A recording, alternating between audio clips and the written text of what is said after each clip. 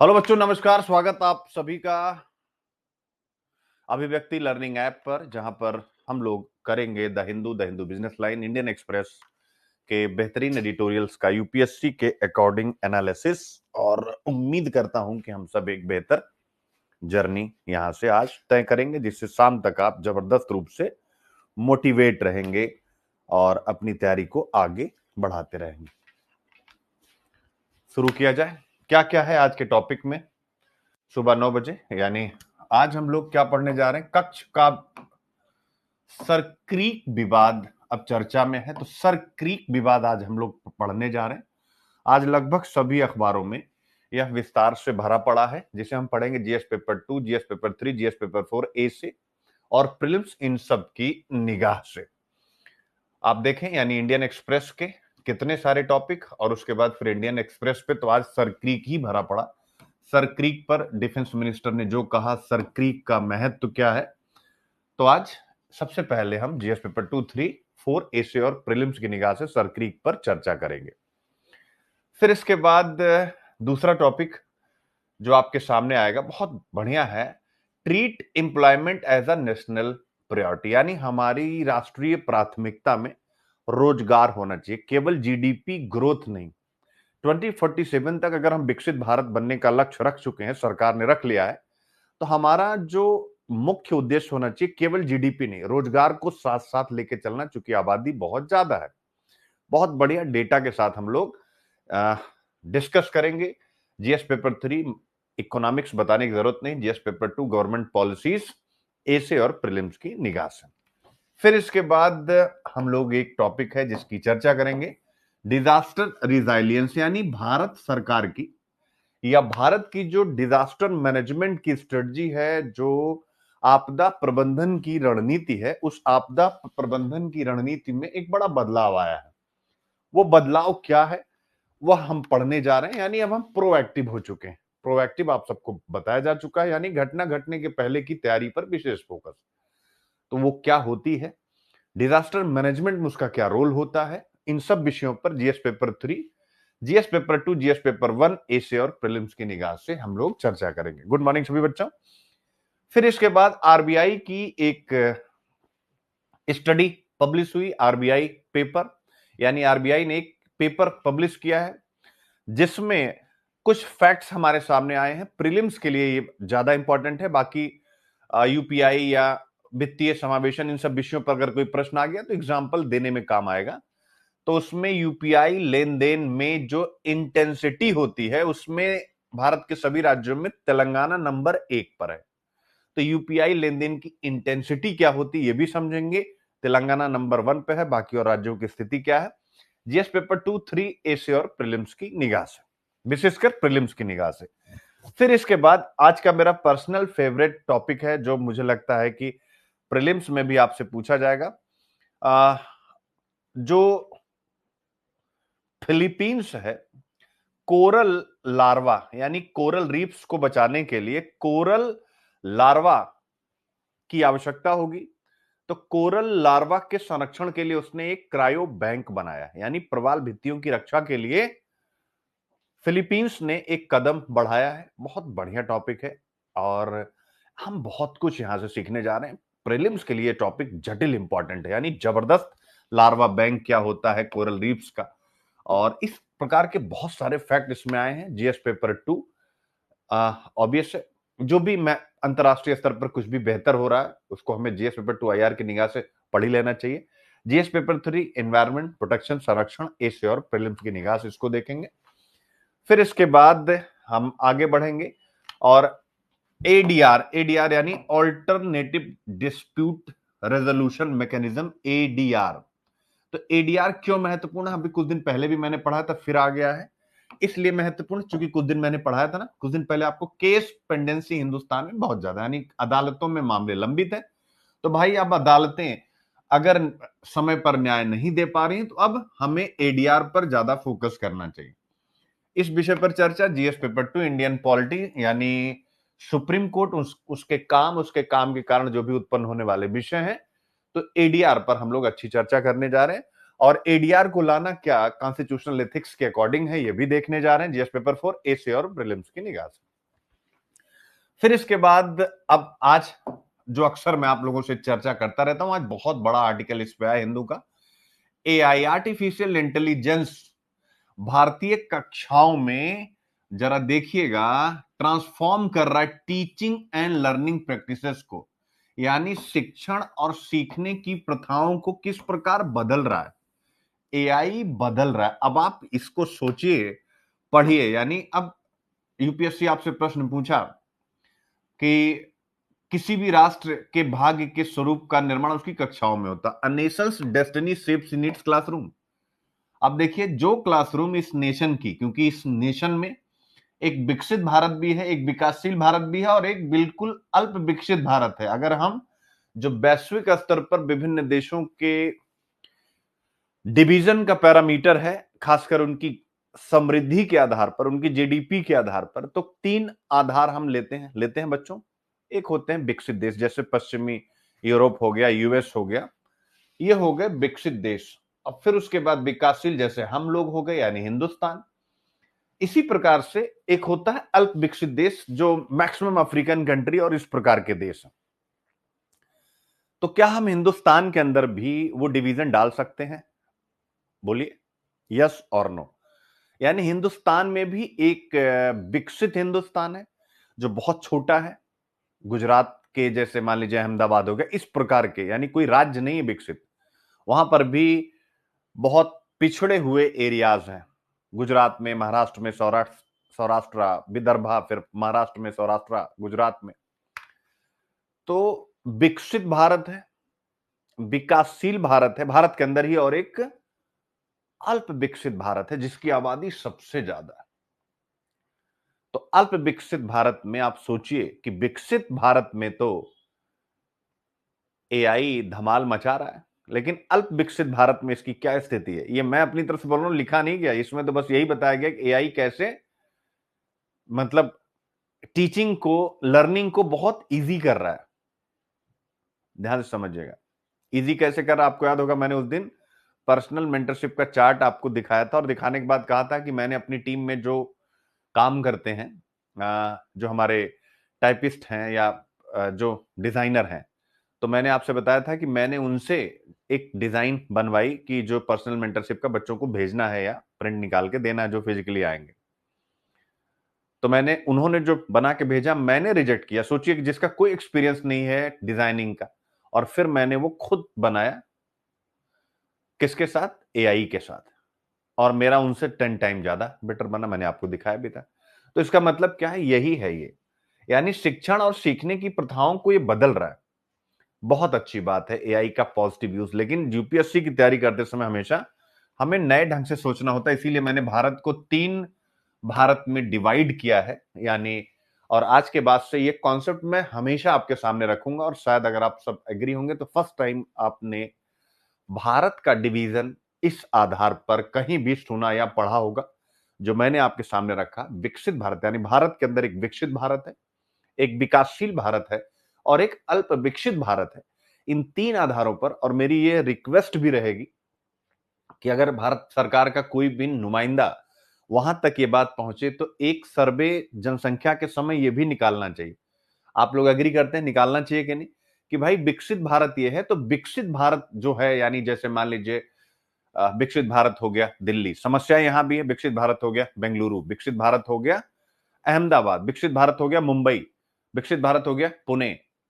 इस प्रकार से एक डेटा निकाला जाए, फिर विकासशील भारत, और फिर उसके बाद एक अल्प विकसित भारत, और तीनों के लिए पॉलिसी अलग अलग बनाई जाए। एआई का लाभ किसको हो रहा है, तब ज्यादा बेहतर डेटा हमारे पास आएगा कि नहीं आएगा, कमेंट करें आप सब लोग।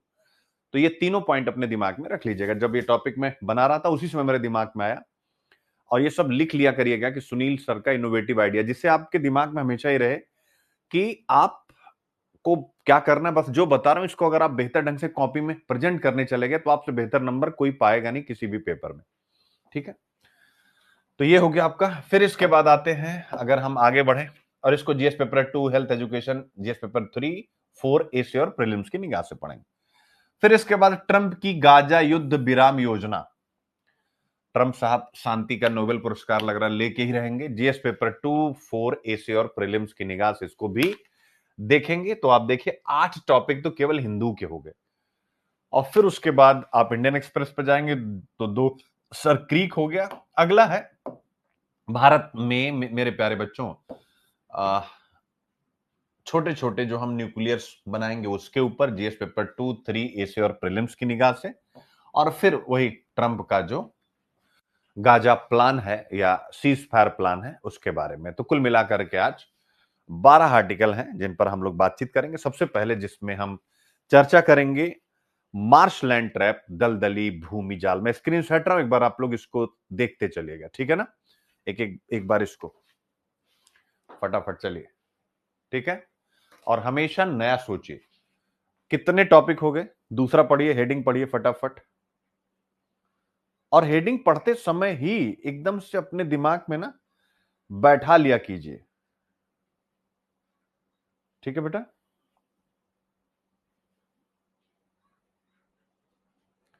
मतलब एकदम जबरदस्त रूप से अपने अंदर बैठा लीजिए कि अगला सर क्रीक पर राजनाथ सिंह की पाकिस्तान को चेतावनी,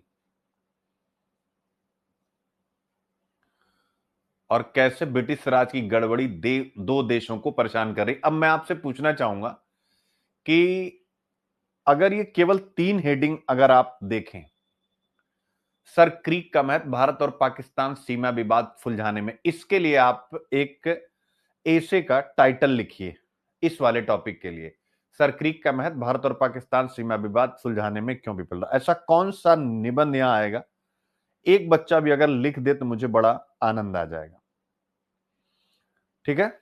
चलिए, एक भी बच्चा अगर लिख दिया तो मुझे आनंद आ जाएगा कि सर क्रीक का यहां पर कौन सा निबंध आएगा। सोचिए कि केवल टाइटल पे, जो मैं चाहता हूं कि आप सब सीखे, कॉपी में लिखिए। अब मैं बोलने जा रहा हूं, भारत और पाकिस्तान सीमा विवाद सुलझाने में क्यों विफल रहा। सीधा निबंध पूछा गया है 2018 में आप सबसे कि भारत में सीमा विवादों का प्रबंधन क्यों जटिल है, प्रश्न पूछा गया है। या भारत में सीमा विवाद प्रबंधन की जटिलता, कॉम्प्लेक्स टास्क। बहुत बढ़िया, यानी किसने लिख दिया ये? सुधा सिंह परिहार ने, बहुत सुभा सिंह परिहार ने, बहुत बढ़िया। और करिश्मा ने भी लिख दिया, बहुत बढ़िया। बढ़िया बाड़े बढ़िया पड़ोसी बनाती हैं, बहुत बढ़िया। तो यानी दोनों बहुत बढ़िया। ये मुझे बस इसीलिए मजा आता है। तो सीमा विवाद यानी ये टाइटल ही है जो आप न्यूज केवल उठाइए और लिख दीजिए कि भारत में सीमा विवादों का, भारत के सीमा विवादों का प्रबंधन एक जटिल टास्क है, कॉम्प्लेक्स टास्क। और सीधा आप जो अभी मुद्दा है वही आपको लिखना है। चलिए अगले पर आइए, खुद सोचिए बेटा, खुद सोचिए। चलिए इस पर आइए, इसको पढ़िए।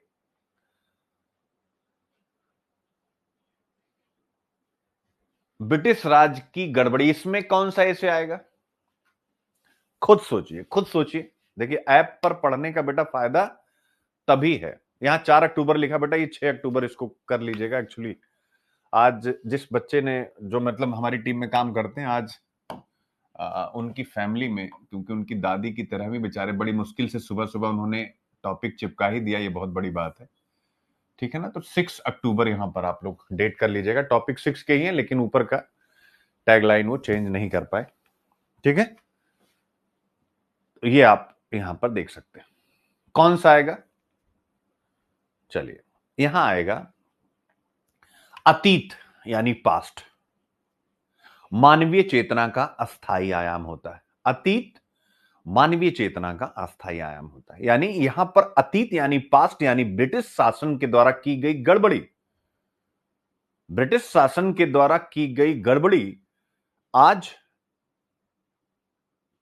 भारत और पाकिस्तान के बीच तनाव का मुख्य कारण बनता हुआ दिख रहा है कि नहीं दिख रहा है? तो ये है यूपीएससी बच्चे, ठीक है? अब आप न्यूज देखिए एक बार फिर से, ठीक है? पढ़िए इसको जरा, और फिर मैं इसको स्टार्ट करता हूं विस्तार के साथ।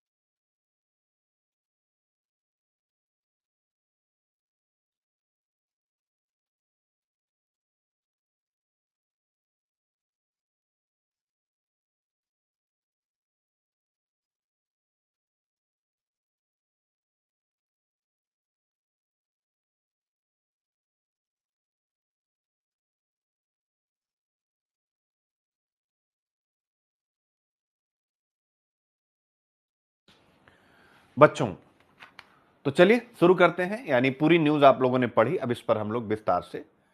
संपादकीय में क्या कहा गया कि भारत को अपने सुरक्षा हितों पर सावधानी पूर्वक और कूटनीतिक तरीके से कदम उठाने चाहिए ताकि तनाव बढ़े नहीं बल्कि समाधान संवाद के माध्यम से निकले, यानी डायलॉग के द्वारा हम चीजों को बनाए। सर क्रीक एरिया आप देख सकते हैं, ये वाला एरिया सर क्रीक एरिया, दलदली भूमि, ठीक है ना, सर क्रीक,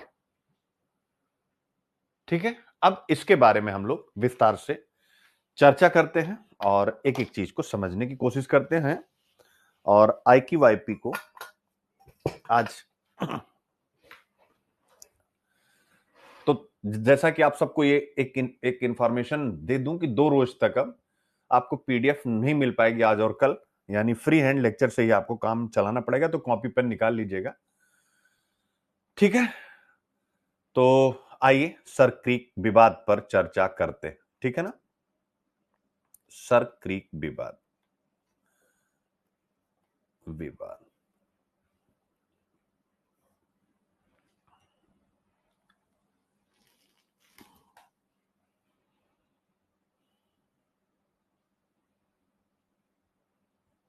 ठीक है।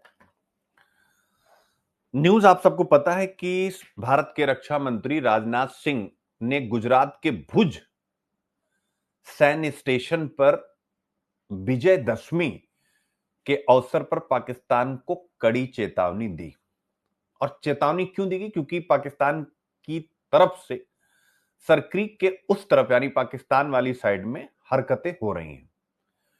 तो उन्होंने कहा, यानी कौन सी हरकतें? संदेहास्पद हरकतें, यानी कि सेना और सैन्य तंत्र का जमाव वहां पर हो रहा था।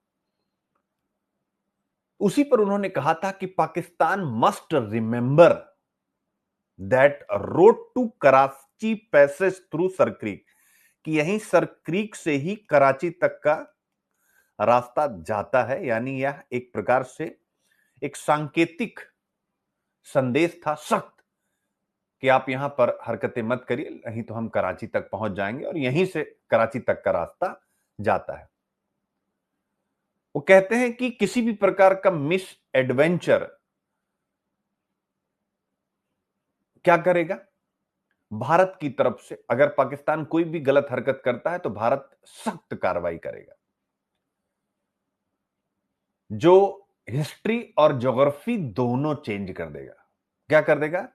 जो हिस्ट्री और ज्योग्राफी दोनों चेंज कर देगा, हिस्ट्री भी और ज्योग्राफी भी। जब ये उनका ये स्टेटमेंट मैंने पढ़ा, मैं पूरा स्टेटमेंट आपके सामने रखता हूं, मैंने इंग्लिश पूरा रखा हुआ है पेपर। Pakistan must remember that the road to Karachi passes through Sir Creek, any misadventure will invite a decisive response that could change both history and geography। तो जैसे ही ये मैंने पढ़ा, मेरे दिमाग में एक निबंध जागा। देखते हैं कौन बच्चा निबंध जगा पाता है। जब उन्होंने कहा कि हिस्ट्री और ज्योग्राफी दोनों बदल जाएगा, तो यूपीएससी ने एक ए से पूछा था जिस साल ईरा सिंघल को फर्स्ट रैंक मिली थी, उस साल की बात है। क्या प्रश्न पूछा गया था? प्रश्न पूछा गया था, भूगोल यथावत बना रह सकता है पर इतिहास के लिए यह आवश्यक नहीं। यही था ना? भूगोल यथावत यानी एज इट इज, जैसा है वैसा रह सकता है, पर इतिहास के लिए नहीं, इतिहास बदलता रहता है। ऑब्वियस है, आज जो क्लास में ले रहा हूं वो कल आऊंगा लेने, तो आज की क्लास इतिहास बन चुकी होगी। तो राजनाथ सिंह का जब ये स्टेटमेंट मैंने पढ़ा तो मेरे दिमाग में आया, यार निबंध लिख रहा है कि भूगोल यथावत बना रह सकता है पर इतिहास के लिए आवश्यक नहीं। मेरे प्यारे बच्चों, इनका यह स्टेटमेंट लिखते हुए कहिए कि सरक्रीक पर डिफेंस मिनिस्टर राजनाथ सिंह का दिया गया बयान यह दिखाता है कि भूगोल भी बदल सकता है और भूगोल भी बदलते रहे हैं। जैसा कि उन्होंने यह स्टेटमेंट दिया कि अगर सरक्रीक के आसपास किसी भी प्रकार की गलत गतिविधि करता हुआ पाकिस्तान पाया जाता है तो उसके सामने जो भारत प्रतिक्रिया देगा वह वहां के इतिहास और भूगोल दोनों को बदल देगा। ठीक है, तो भूगोल बदला जाता है, यह भी आप लिख सकते हैं, और बदला गया है। ना केवल इस स्टेटमेंट के द्वारा आप जस्टिफाई कर सकते हैं, अभी तो जब हमने भारत और बांग्लादेश ने स्वाभाविक रूप से संविधान संशोधन के द्वारा कुछ भौगोलिक क्षेत्र हमने बांग्लादेश को दिया और कुछ बांग्लादेश से स्वयं लिया। आई होप आप समझ गए होंगे। तो जो भी हम पढ़ते हैं ना, जैसे आप कोई न्यूज पढ़ रहे हैं, कुछ भी पढ़ रहे हैं, तुरंत हमारा दिमाग एक्टिव हो जाना चाहिए, भाई हमने इसको यूज करना। अब यह बयान तब आया है मेरे प्यारे बच्चों, जब भारत को इंटेलिजेंस रिपोर्ट से जानकारी मिली कि पाकिस्तान सरक्रीक क्षेत्र में भारी सैन्य गतिविधियां कर रहा है, हैवी मिलिट्री बिल्डअप कर रहा है। अब ये कौन सा एरिया है? ये जो एरिया है आपका, ये वाला, ये एरिया भी है जो आपने मैप में देखा, ये कौन सा एरिया? जरा आप इसको देखिएगा, ये कौन सा एरिया है? सरक्रीक एरिया, ये कौन सा एरिया है?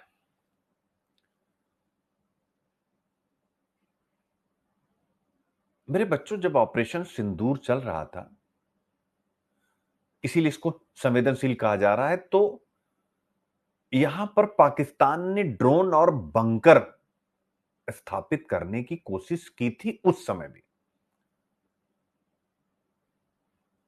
और अभी भी उस प्रक्रिया को आगे बढ़ा रहा है, जिसमें चाइना उसे सपोर्ट भी कर रहा है विकास गतिविधियों के नाम पर।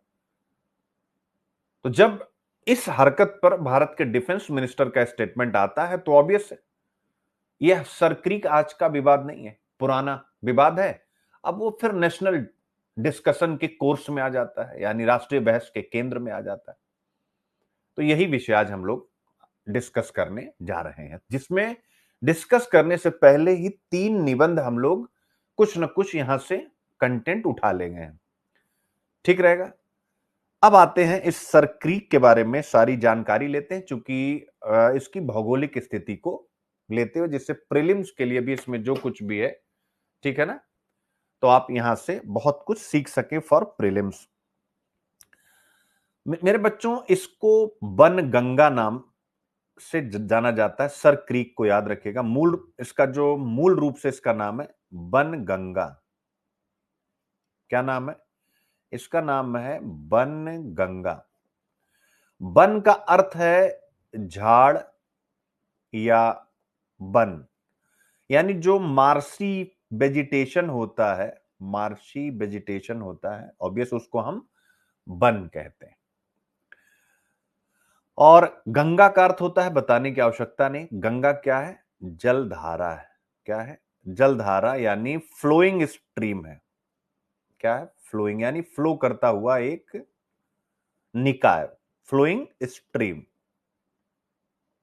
जलधारा। इसलिए बनगंगा का अर्थ हुआ दलदली झाड़ीदार जलधारा। ब्रिटिश शासन में, यानी 200 वर्षों का हमारे ऊपर शासन रहा, तो ब्रिटिश काल में यहां का सर्वे हुआ मेरे प्यारे बच्चों। जब यहां सर्वेक्षण हुआ, तब एक अंग्रेज अधिकारी, जिसने ऑब्वियस है सर्वेक्षण का नेतृत्व किया था, इसका नाम बदल करके सर क्रीक रख दिया गया। सर क्रीक यानी अंग्रेजों के नाम पे, और यही नाम आज तक बना हुआ, आप सबको अच्छे से पता, ठीक है।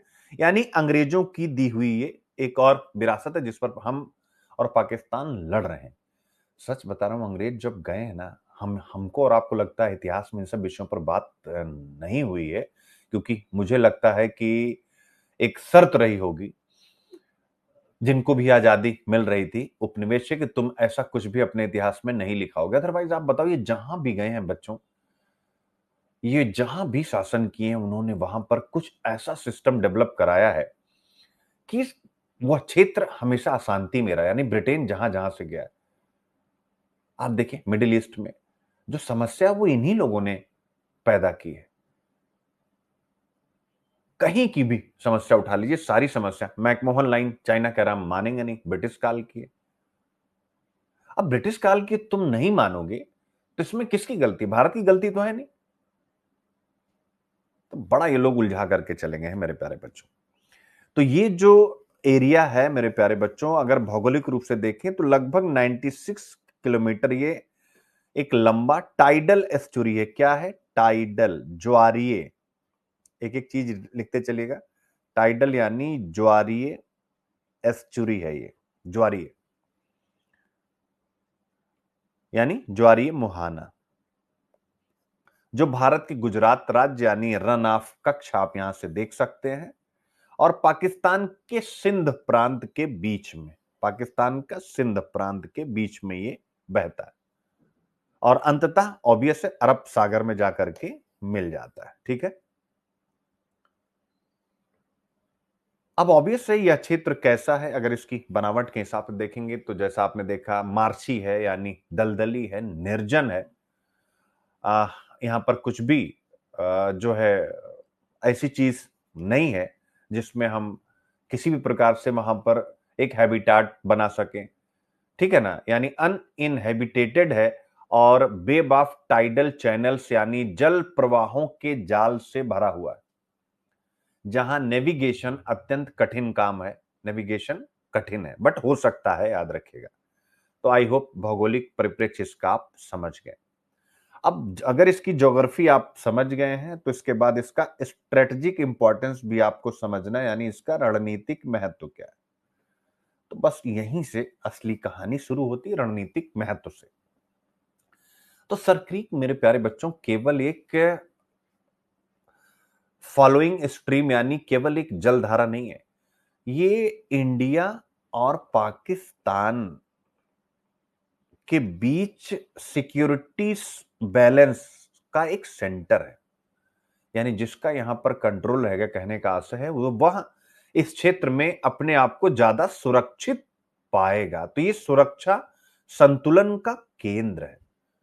तो ये इसकी सबसे बड़ी इंपॉर्टेंस है, ऑब्वियस है, जिसका कंट्रोल हो जाएगा। फिर इसके बाद अब इसी में यानी रणनीतिक महत्व में आप कई एंगल से देखेंगे। तो जो पहला एंगल होगा कि भाई इसकी रणनीतिक इंपॉर्टेंस है, स्ट्रेटेजिक इंपॉर्टेंस है, तो पहला पॉइंट क्या हो सकता है, यानी डिफेंस एंड सिक्योरिटी एस्पेक्ट से सबसे पहली इंपॉर्टेंस की है सैन्य और सुरक्षा की दृष्टि से। तो कैसे है सैन्य और सुरक्षा की दृष्टि से? मेरे बच्चों इस एरिया में पाकिस्तान ने क्या किया, बंकर, रडार और ड्रोन बेस बना लिए हैं। क्या क्या? बंकर, रडार और ड्रोन बेस बना लिए हैं। और क्यों बनाए हैं? क्योंकि वह अपने कराची पोर्ट की सुरक्षा चाहता है, क्योंकि इसके बाद कराची का ही एरिया, इसीलिए आप डिफेंस मिनिस्टर ने कह दिया था कि यही रास्ता कराची तक होके जाता है। तो कराची की सुरक्षा के लिए उन्होंने वहां पर क्या बना लिया है, बंकर, रडार और ड्रोन बेस बना लिए। भारत ने भी काउंटर किया अपने वाले एरिया में, इंडियन आर्मी, बीएसएफ और इंडियन कोस्ट गार्ड और वायुसेना ने भी इसी प्रकार की बहुस्तरीय तैयारी कर ली है। तो ये आप समझ गए, यानी मिलिट्री उधर भी है इधर भी है, दोनों लगी हुई है। जो भी कमजोर पड़ेगा दूसरा उस पर भारी पड़ जाएगा। तो एक चीज हो गया रणनीतिक महत्व में सैन्य और सुरक्षा की दृष्टि से इसकी इंपॉर्टेंस क्या है। फिर मेरे बच्चों दूसरा आता है, और इसको आपको यूज करना है जीएस पेपर 3 में, आतंकवाद।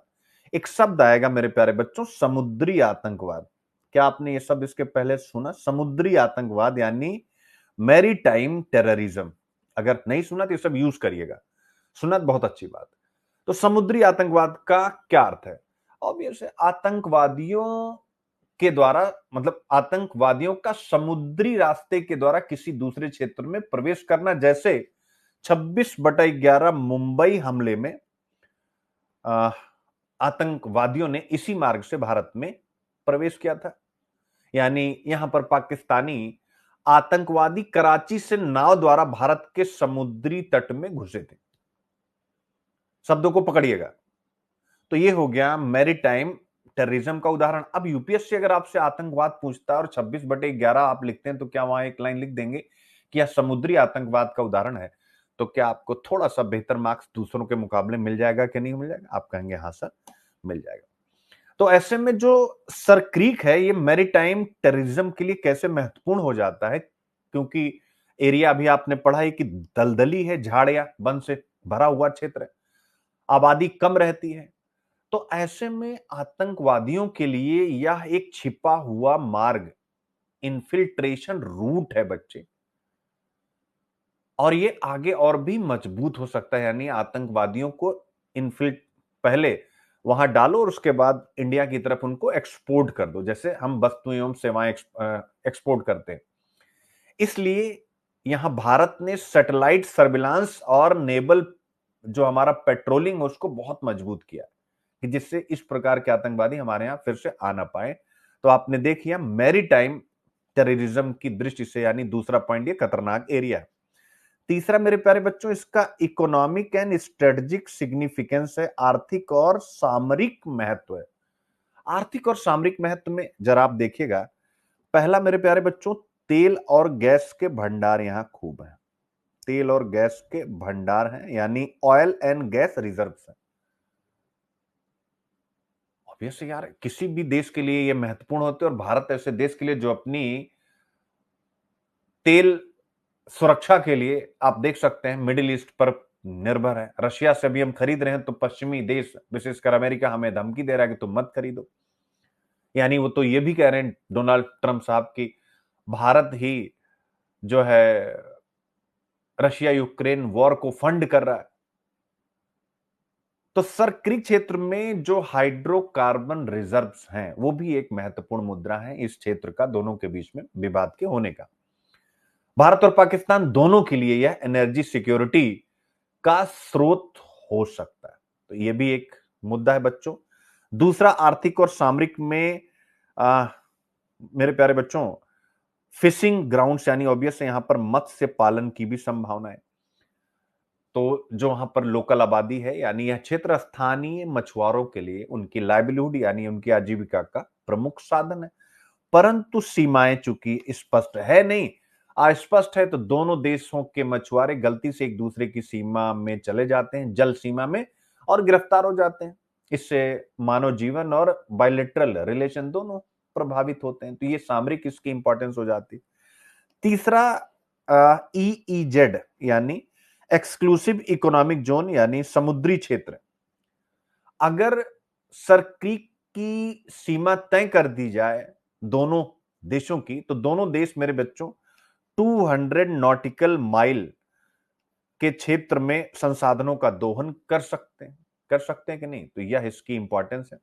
आई होप आप समझ गए क्या मुद्दा था, आर्थिक और सामरिक महत्व का। फिर इसके बाद अब यहां पर विवाद है जो, यानी बॉर्डर डिस्प्यूट जो भी है, यहां पर क्या है, बॉर्डर डिस्प्यूट, सीमा विवाद। अब इसको मैं एक प्रिंसिपल से समझाने की कोशिश करूंगा। ये जो भी सर्क्रिक का विवाद, इसको आप खूब बढ़िया से बच्चों एंजॉय करिएगा। यानी ये जो बॉर्डर डिस्प्यूट है, और ये पहली बार आप इस सिद्धांत को पढ़ेंगे, लिखिएगा सीमा विवाद। ये बहुत बढ़िया पॉइंट है, आपको अब असली मजा आएगा, क्योंकि सर्क्रिक पर तो आपने कहीं भी पढ़ा होगा, किसी से भी आप पढ़ सकते हैं, उसमें मैं क्या अलग बताऊंगा, कोई क्या अलग बताएगा। ये पॉइंट आपके आंसर को, आपके कॉन्सेप्ट को दूसरों से अलग कर देगा। सीमा विवाद और थाल वेग प्रिंसिपल, यानी बाउंड्री डिस्प्यूट, सीमा विवाद और थाल वेग, थाल वेग सिद्धांत, boundary dispute and thalweg, THALWEG, thalweg principle, जिनका IR है, यानी PSIR ऑप्शनल, उनके लिए और मजा आएगा। थालवेग प्रिंसिपल। अब हम आते हैं, यानी भारत और पाकिस्तान के बीच अगर हम सर्क्रिक एरिया, सॉरी ये वाला ठीक है ना, जो है आपका ये, ठीक है। मुख्य विवाद क्या है अगर कोई आपसे पूछे, तो ऑब्वियस है सीमा डिसाइड नहीं है, सीमा निर्धारण को लेकर के। तो भारत का मत क्या है कि सीमा विवाद का समाधान क्या हो, और उसी समाधान में थालवेग प्रिंसिपल आता है।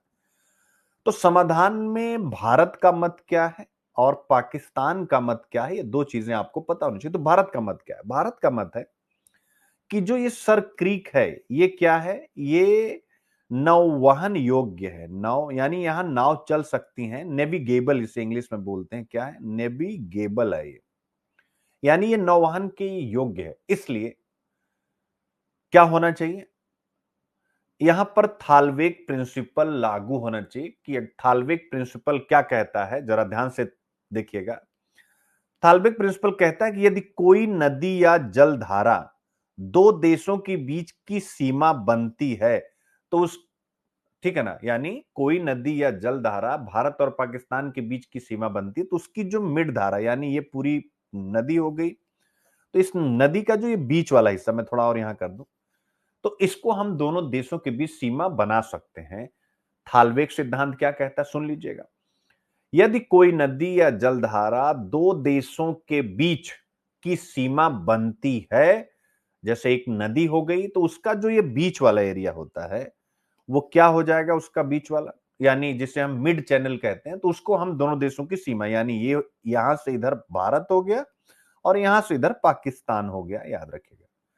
और थालवेक सिद्धांत के द्वारा ही यूरोप में अगर आप देखें तो जो राइन रिवर है, राइन रिवर यानी राइन नदी का फ्रांस प्लस जर्मनी के बीच में जो है बंटवारा किया गया, सीमा निर्धारण इसी थालविक सिद्धांत के आधार पर फ्रांस और जर्मनी का हिस्सा तय हुआ। और यूएस प्लस कनाडा के बीच में मेरे प्यारे बच्चों सेंट लॉरेंस लीवर जो है, सेंट लॉरेंस जो नदी है उसका भी बंटवारा इसी थालवेक सिद्धांत के आधार पर किया गया। तो भारत यही कहता है कि सर क्रीक, हाँ, बट थालवेक का सिद्धांत वही चलेगा कि यानी जिसमें नाव चल सकती है, जिस नदी में रिवर में नाव चल सकती है, तो उसका बीच का एरिया एक आप ले लीजिए, एक हिस्सा एक देश का, एक हिस्सा दूसरे देश का। तो भारत कहता है कि सर क्रीक नेविगेबल है, इसलिए मिड चैनल का थालवेक का प्रिंसिपल लागू होना चाहिए। यानी भारत कितना अच्छा तर्क दे रहा है। सीमा उस बिंदु से तय होनी चाहिए जहां पानी सबसे गहरा और नाव चलाने योग्य हो, तो वो बीच का ही एरिया होता है। लेकिन अब वही पाकिस्तान अपना राग अलापना, पाकिस्तान का मत, क्योंकि उसकी विदेश नीति उसके हिसाब से चलती नहीं।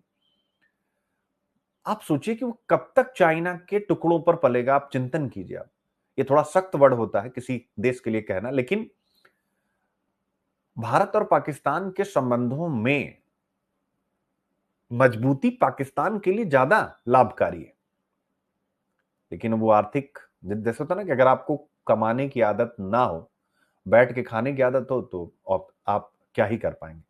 तो सर क्रीक को कहता है कि नाव चलाने योग्य नहीं है, यस, इसलिए सिद्धांत लागू नहीं होता। लेकिन विडंबना, उसके आतंकवादी यहीं से नाव चला के आते हैं, उसकी नौसेना वहीं से नाव चला के आती है। कहता है कि नाव चलाने योग्य नहीं, इसलिए यह सिद्धांत थालवेक का प्रिंसिपल यहां लागू नहीं होता। पूरी क्रीक पाकिस्तान की है, ये ले लो भैया। समझ में आ गया? पॉइंट इज क्लियर बच्चों? अब आर्टिकल में कहा गया कि भाई ये विवाद चूंकि अब बढ़ गया है, तो ऐसे में अब हमें रणनीतिक सतर्कता अपनानी होगी। रणनीतिक सतर्कता, स्ट्रेटेजिक विजिलेंस, यानी आगे की राह, स्ट्रेटेजिक विजिलेंस हो गया, प्लस डिप्लोमेटिक पेशेंस हो गया, यानी कूटनीतिक धैर्य की आवश्यकता है। आर्टिकल इसी बात पर फोकस है। अब आपके मन में सर ये रणनीतिक सतर्कता क्या है, स्ट्रेटेजिक विजिलेंस क्या है? लिख लीजिएगा, स्ट्रेटेजिक विजिलेंस या रणनीतिक सतर्कता। इसका अर्थ क्या? इसका अर्थ होता है कि देशों को अपनी पड़ोस की गतिविधियों पर निरंतर निगरानी रखना चाहिए और हर संभावित खतरे के लिए तैयार रहना चाहिए। तो एक तो ये होना चाहिए जिसके लिए हमारी रॉ वगैरह एक्टिव आई हैं, ठीक है ना। और सर क्रीक में इस रणनीतिक सतर्कता का क्या मतलब है? ऑब्वियस है कि पाकिस्तान की गतिविधियां, जैसे रडार बेस बनाना, ड्रोन बेस बनाना, जो भी सर क्रीक में चाइना के प्रोजेक्ट चल रहे हैं, उन पर लगातार नजर बनाए रखना, ठीक है, ये सारी बातें हैं। और इसके साथ साथ स्ट्रेटेजिक विजिलेंस में भारत को सैटेलाइट मॉनिटरिंग यानी उपग्रह निगरानी और मजबूत बनाना, कोस्टल डिफेंस यानी तटीय सुरक्षा को और मजबूत बनाना, और नेवल पेट्रोलिंग यानी नौसेना की गश्त को और मजबूत करना, यह रणनीतिक सतर्कता का उदाहरण है। भारत को यह यहां पर करना चाहिए, स्ट्रेटेजिक विजिलेंस करना चाहिए। दूसरा होता है डिप्लोमेटिक पेशेंस यानी कूटनीतिक धैर्य। कूटनीतिक धैर्य क्या होता है? क्या है कूटनीतिक धैर्य? सब आप एग्जाम में लिखेंगे, आपका शब्दकोश मजबूत रहेगा, ज्यादा मार्क्स पाएंगे। ऑब्वियस है, युद्ध की बजाय संयम, संवाद और समझौता, यानी पेशेंस, डायलॉग और परस्पर एग्रीमेंट्स यानी समझौतों से समाधान ढूंढना, इसे हम बोलते हैं कूटनीतिक धैर्य। तीन शब्द के, संयम, संवाद और समझौता।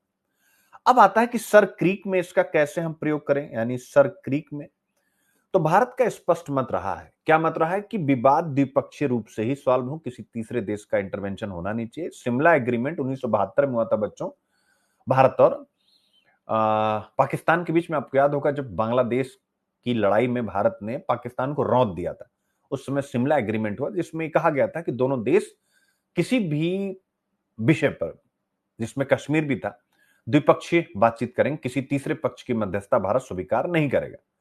और लाहौर डिक्लेरेशन कारगिल के बाद 1999, उसमें भी इसी बात को दोहराया गया। दोनों याद रखिएगा, शिमला कॉन्फ्रेंस और लाहौर डिक्लेरेशन। जैसे कुछ बच्चे होंगे आप लोगों को अब शिमला और लाहौर के बारे में बहुत डीप नहीं पता है, तो बहुत ज्यादा यूपीएससी में डीप जाने की जरूरत भी नहीं है। आपको आईआर में 2 क्वेश्चन आते हैं, 2 से 3 क्वेश्चन मैक्सिमम। तो उतने क्वेश्चन के लिए अगर आप इतना डीप जाने की जरूरत है, बस इतना आपको पता होना चाहिए कि दोनों देशों के बीच में द्विपक्षीय बातचीत से ही सभी मुद्दों का समाधान किया जाएगा, जिसके लिए शिमला एग्रीमेंट 1972 और लाहौर डिक्लेरेशन 1999 आधार तैयार करते हैं। बस इतना रट लीजिए, इसके अलावा आपको कुछ भी जो नए है ना, कुछ पढ़ने की जरूरत ही नहीं। कब पता चले शिमला पढ़ रहे हो, लाहौर पढ़ रहे हो, बिल्कुल नहीं बेटा। कितना भी कर लोगे, आप खुद बताओ जीएस पेपर 1 2 3 4 में कितने मार्क्स, 1 2 3 में कितने मार्क्स आते हैं टॉपर्स के भी। 250 में अगर 125 आ जाए तो बाप रे बाप, चमत्कार हो गया। 115 आ जाए तो चमत्कार हो गया। 110 आ जाए तो वाह वाह क्या नंबर है। आप स्वयं चिंतन कीजिए, ऐसा है। अगर तीनों में 100 आ जाए, अरे गजब का नंबर है। टॉपर्स के भी 80-85 किसी किसी पेपर में हो जाते हैं, तो उनके लिए हमें उतना संघर्ष करने की जरूरत है, उतना पढ़ने की क्या आवश्यकता है। ठीक है, कम पढ़ना है, खूब रिवीजन करना है, कम पढ़ना है, खूब रिवीजन करना है। तो यही है मेरे प्यारे बच्चों, यानी इन दोनों में एक सिद्धांत अपनाया गया था कि कोई भी विवाद तीसरे पक्ष की मध्यस्थता से नहीं सुलझाया जाएगा, और भारत को अपनी इसी कूटनीतिक धैर्य की रणनीति को आगे बढ़ाना चाहिए। मतलब संवाद पहले, संघर्ष बाद में। सिंपल सी बात है। हो गया बेटा? सब बच्चों को क्लियर? एकदम से मजा आ गया? तो ऐसे में एक अंतिम बात की निष्कर्ष के रूप में कि सर क्रीक भले ही एक दलदली जलधारा हो, मार्शी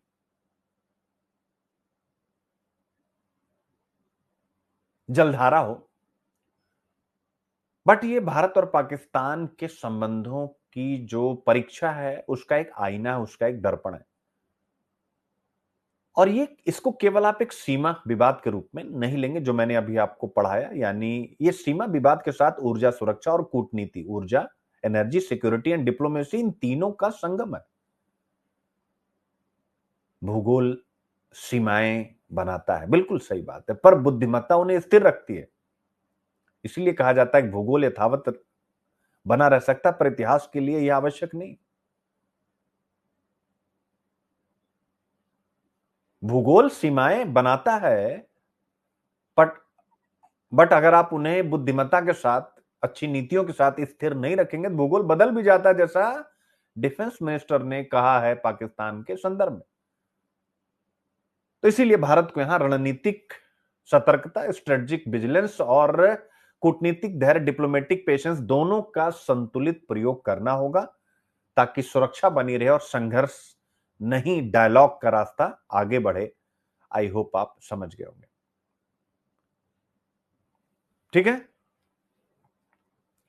अब अगर हम IQIP की निगाह से देखें तो इसमें बहुत सारे टॉपिक आपके सामने आएंगे, और IQIP में 3 मैंने आपको प्रारंभ में ही बता दिया, जिसको आप यूज कर लेंगे। ठीक है ना? और एक बार मैं IQIP यहां, क्योंकि आज आपको IQIP यही मिलेगा जो मैं करा रहा हूं। IQIP यानी GS पेपर 2 IR। बताने की आवश्यकता है बेटा, पहली यूनिट भारत एवं उसके पड़ोसी संबंध, India and it's neighbourhood relation कर लेंगे। यानी भारत पाकिस्तान संबंधों में विवाद के कौन से बिंदु हैं, जिसमें एक सर क्रीक का मुद्दा फिर से आपके सामने आ गया। बहुत सारे बिंदु हैं, तो भारत एवं उसके पड़ोसी संबंध यहां पर आ गया सीधा सीधा। दूसरा कि चीन एशिया में अपने व्यापार अधिशेष का, यानी ट्रेड सरप्लस का इस्तेमाल भारत को काउंटर करने के लिए कैसे कर रहा है। आगे आएगा चेकबुक डिप्लोमेसी के द्वारा कैसे कर रहा है। तो ऑब्वियस है, अब जितने भी विवादित एरिया है, जैसे सर क्रीक वाला एरिया हो गया, तो उसमें चाइना क्या कर रहा है, ऑब्वियस इन्वेस्टमेंट कर रहा है। तो भारत और चाइना के बारे में भी कोई प्रश्न आता है तो भी इसको आप एज एग्जाम्पल डाल सकते हैं कि भारत को कैसे वो घेरने की कोशिश करता है।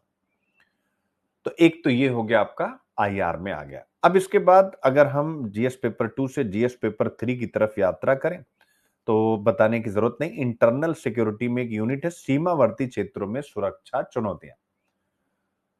और सीमावर्ती क्षेत्रों में सुरक्षा चुनौतियां मैंने आपको बहुत बेहतर ढंग से बता दिया कि आप ये जितना भी आपने इसका विवाद देखा, यही है सीमावर्ती क्षेत्रों में भारत की सुरक्षा चुनौतियां। कर लेंगे, यानी सरक्रीक का विवाद भी उसमें एक पॉइंट के रूप में आ गया। फिर इसके बाद आप देखेंगे इसी जीएस पेपर 3 में आपसे पूछा था कि भारत के सीमा विवाद को मैनेज करने में समस्या आ रही। रीजन है दो, कुछ देश हमसे शत्रुतापूर्ण यानी होस्टाइल रिलेशन रखते हैं, तो पाकिस्तान और चाइना, ये यूपीएससी पूछ चुका है। तो कुछ देश हमारे साथ बिल्कुल रखते हैं, और दुर्गम क्षेत्र हैं। दोनों चीजें पूछा था ना। कुछ देशों की भारत के साथ शत्रुतापूर्ण नीतियों एक, और दुर्गम क्षेत्र के कारण यानी डिफिकल्ट टेरेन यानी भौगोलिक जो क्षेत्र है वो बड़ा दुर्गम है, इसके कारण भारत के सीमा का संरक्षण या सीमा की सुरक्षा अत्यंत चुनौतीपूर्ण विषय है। और फिर आपसे पूछा था समझाइए, तो क्या आप लिखेंगे ये कक्ष का ये जो हमने सरक्रीक का बताया, क्या ये डिफिकल्ट टेरेन यानी जो उसकी भौगोलिक स्थिति बताई, क्या ये दुर्गम क्षेत्र का उदाहरण है या नहीं है? बोलते जाइए, आप कहेंगे यस सर ये दुर्गम क्षेत्र का उदाहरण है, तो वहां भी आ जाएगा। और होस्टाइल रिलेशन भारत के विरुद्ध पाकिस्तान और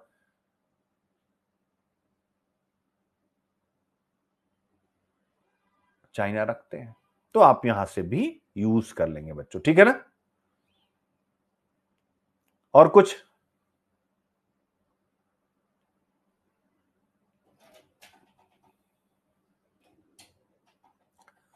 अब एक निबंध मैं आप लोगों को थोड़ा सा लिख देता हूं, भारत के सीमा विवादों का प्रबंधन। देखो कैसे इसको अब यूज करोगे, अभी तो समझाया मैं। आप लिखिएगा एक जटिल कार्य, भारत के सीमा विवादों का प्रबंधन एक जटिल कार्य। अब अगर इसकी भूमिका लिखनी हो और आज के टॉपिक के साथ, तो सुन लेना तो महत्वपूर्ण होता है। क्यों बच्चों? आपको मैंने सुना दिया कथा की तरह, आपने सुन लिया, लेकिन सुनी हुई चीज को प्रैक्टिकली पिरोना कैसे संभव है? अब मैं कुछ बातें बोल रहा हूं, आप देखिएगा कि क्या आप ऐसा सोच पा रहे थे। भूमिका, भारत की सीमाएं केवल रेखाएं नहीं है। भारत की सीमाएं केवल रेखाएं नहीं है, ये सभ्यता, सुरक्षा, राजनीति और कूटनीति की गहराइयों का संगम है। शब्दों का चयन देखिएगा, भारत की सीमाएं केवल रेखाएं नहीं है। ये यानी कौन? सीमाएं सभ्यता, सुरक्षा, राजनीति और कूटनीति का या कूटनीति की गहराइयों का संगम है। हिमालय की ऊंचाइयों से लेकर कच्छ के दलदली मैदानों तक। अब देखिए आने लगा, हिमालय से कच्छ पे आ गया कि नहीं आ गया? हिमालय की ऊंचाइयों से लेकर, अब अगर मैं यहां आ जाऊं तो और मजा आएगा आपको। हिमालय की ऊंचाइयों से लेकर के कच्छ के दलदली मैदानों तक, हर सीमा की अपनी कहानी, हर सीमा की अपनी कहानी, अपना तनाव और अपना संतुलन है। इसी संतुलन को बनाए रखना ही सीमा प्रबंधन, बॉर्डर मैनेजमेंट कहलाता है। और यही भारत के लिए एक जटिल राष्ट्रीय कार्य, कॉम्प्लेक्स नेशनल टास्क बन गया है। उदाहरण के रूप में आ जाइए भाई, सरक्रीक विवाद दर्शाता है कि कैसे एक 96 किलोमीटर लंबा दलदली जलमार्ग भी रणनीतिक, आर्थिक और कूटनीतिक चुनौतियों का केंद्र बन जाता है। बताइए भाई, बोलो। अब आपको इसी निबंध में मैं सरक्रीक हर जगह सेट करता हुआ जा रहा हूं। यानी जो ये हो गई भूमिका। अब आप देखिए कि इस भूमिका के सीमा विवादों की, एक तो हो गया ये आपकी भूमिका। अब पहले हो गया भूमिका इस निबंध की, अब दूसरा हो गया यानी इंट्रोडक्शन, दूसरा हो गया इसके कारण। अब इस कारण में मैं पूरा निबंध इस सर क्रीक के आधार पर लिख के आपको दिखा रहा हूं जिससे आप सीख पाए। तो सीमा विवादों की जटिलता के कारण, निबंध यही था ना, भारत के सीमा विवादों का प्रबंधन एक जटिल कार्य है। तो सीमा विवादों की जटिलता के कारण क्या, रीजन फॉर कॉम्प्लेक्सिटी क्या है? तो पहला हो गया मेरे प्यारे बच्चों भौगोलिक विविधता। क्या है? भौगोलिक विविधता, ज्योग्राफिकल डाइवर्सिटी मेरे प्यारे बच्चों। ठीक है, तो आप क्या लिखेंगे कि भारत की सीमाएं पर्वतीय, रेगिस्तानी, वनाच्छादित और समुद्री, यानी देखिए आपने पर्वतीय, रेगिस्तानी, वनाच्छादित और समुद्री सभी हैं, चारों पहले आपने, क्योंकि आपको बताना ना कि ज्योग्राफिकल डाइवर्सिटी कैसी है सीमा की। अब इसमें उदाहरण क्या डालेंगे? एग्जाम्पल, एग्जाम्पल में ही अपना आ जाएगा सर क्रीक, जो मैंने यहां मोटे से लिखा हुआ सर क्रीक। यानी ये जो सर क्रीक है, ये सर क्रीक दलदली और ज्वारीय क्षेत्र है, मार्शी एंड टाइडल एरिया है, जहां गश्त और सीमा निर्धारण दोनों कठिन है। आ गया एग्जाम्पल कि नहीं आ गया? तो सीमा विवादों की जटिलता का पहला कारण होता है कि भाई भौगोलिक रूप से बड़ा डाइवर्सिटी होती है। और दूसरा, और जिसमें मैंने कक्ष का एग्जाम्पल, सरक्रीक का एग्जाम्पल डाल दिया। दूसरा मेरे प्यारे बच्चों कारण क्या होता है सीमा विवादों की जटिलता को? उसे हम कहते हैं हिस्टोरिकल एम्बिग्यूटी, यानी ऐतिहासिक अस्पष्टता, जो अंग्रेजों ने किया। यानी ऐतिहासिक अस्पष्टता, यानी सीमाओं का ऐतिहासिक रूप से ही क्लियर ना हो पाना, आप बताने की जरूरत नहीं।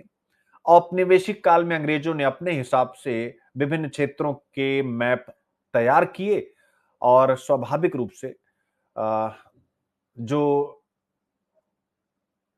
अंतरराष्ट्रीय स्तर पर थालवेग प्रिंसिपल है, उनके मानकों के आधार पर इनका निर्धारण नहीं किया गया। उदाहरण, सर क्रीक में भारत मिड चैनल प्रिंसिपल पर चलना चाहता है, जबकि पाकिस्तान इसे अस्वीकार कर देता है। तो ऐतिहासिक कारण कि अंग्रेजों ने प्लानिंग से सीमाएं तय नहीं की। तीसरा क्या होता है सीमा विवादों की जटिलता के कारण में?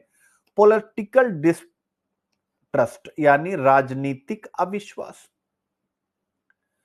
अब इसका क्या मतलब होता है कि दो देशों में एक दूसरे पर विश्वास ही नहीं। आजादी के बाद से पाकिस्तान और चाइना के साथ हमारे सीमा विवाद बहुत जटिल रहे, और जब पाकिस्तान ऐसा देश इस कक्ष के रन के सर क्रीक में ड्रोन प्लस बंकर बिल्ड करता है, बनाता है, तो वह इस राजनीतिक अविश्वास को और बढ़ाता है। क्या करता है? इस राजनीतिक विश्वास को और बढ़ाता है। यह आपको ध्यान रखना। फिर आता है चौथा, यानी इकोनॉमिक इंटरेस्ट मेरे प्यारे बच्चों। यह भी एक कारण होता है सीमा विवादों की जटिलता का। कैसे? अब जाइए भाई, सर क्रीक क्षेत्र में जो भी तेल और गैस के रिजर्व, यानी ऑयल एंड गैस के रिजर्व पाए जा रहे हैं, तो ऑब्वियस है भारत चाहता मेरा हो, पाकिस्तान चाहता मेरा हो, तो फिर सीमा विवाद का निर्धारण कैसे हो? यही हम सर क्रीक में देख रहे हैं। तो ये सारी चीजें मेरे प्यारे बच्चों, मजा आ गया? क्लियर है कैसे आपने सर क्रीक को यूज कर लिया? बोलिए। ठीक है, कर लिया?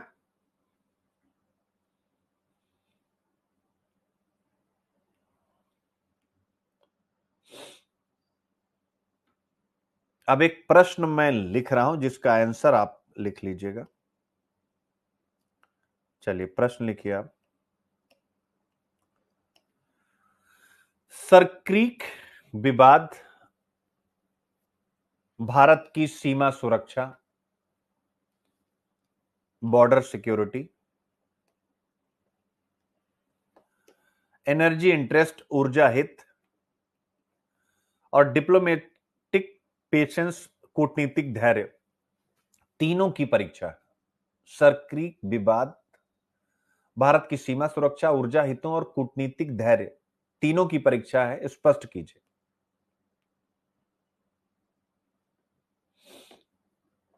हो गया बच्चों?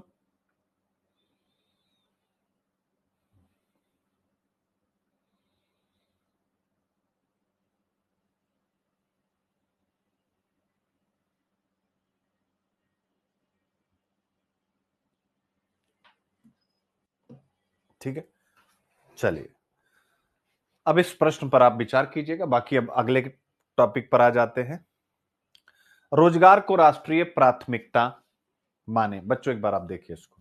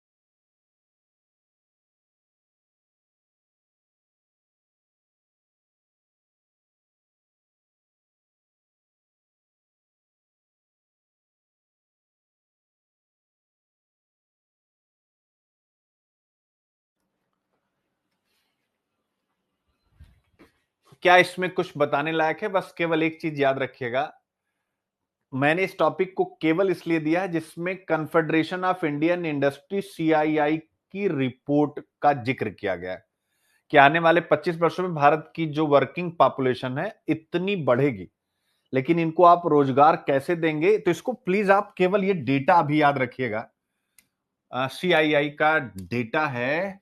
और क्योंकि जीडीपी आपके सिलेबस यानी जीएस पेपर 3 में अगर आप जाते हैं तो आपके जीएस पेपर 3 में ये सीधा सीधा एक पार्ट है, mobilisation of resources, GDP and employment, है कि नहीं? भारतीय अर्थव्यवस्था में संसाधनों को जुटाना, विकास, प्रगति और रोजगार से संबंधित विषय।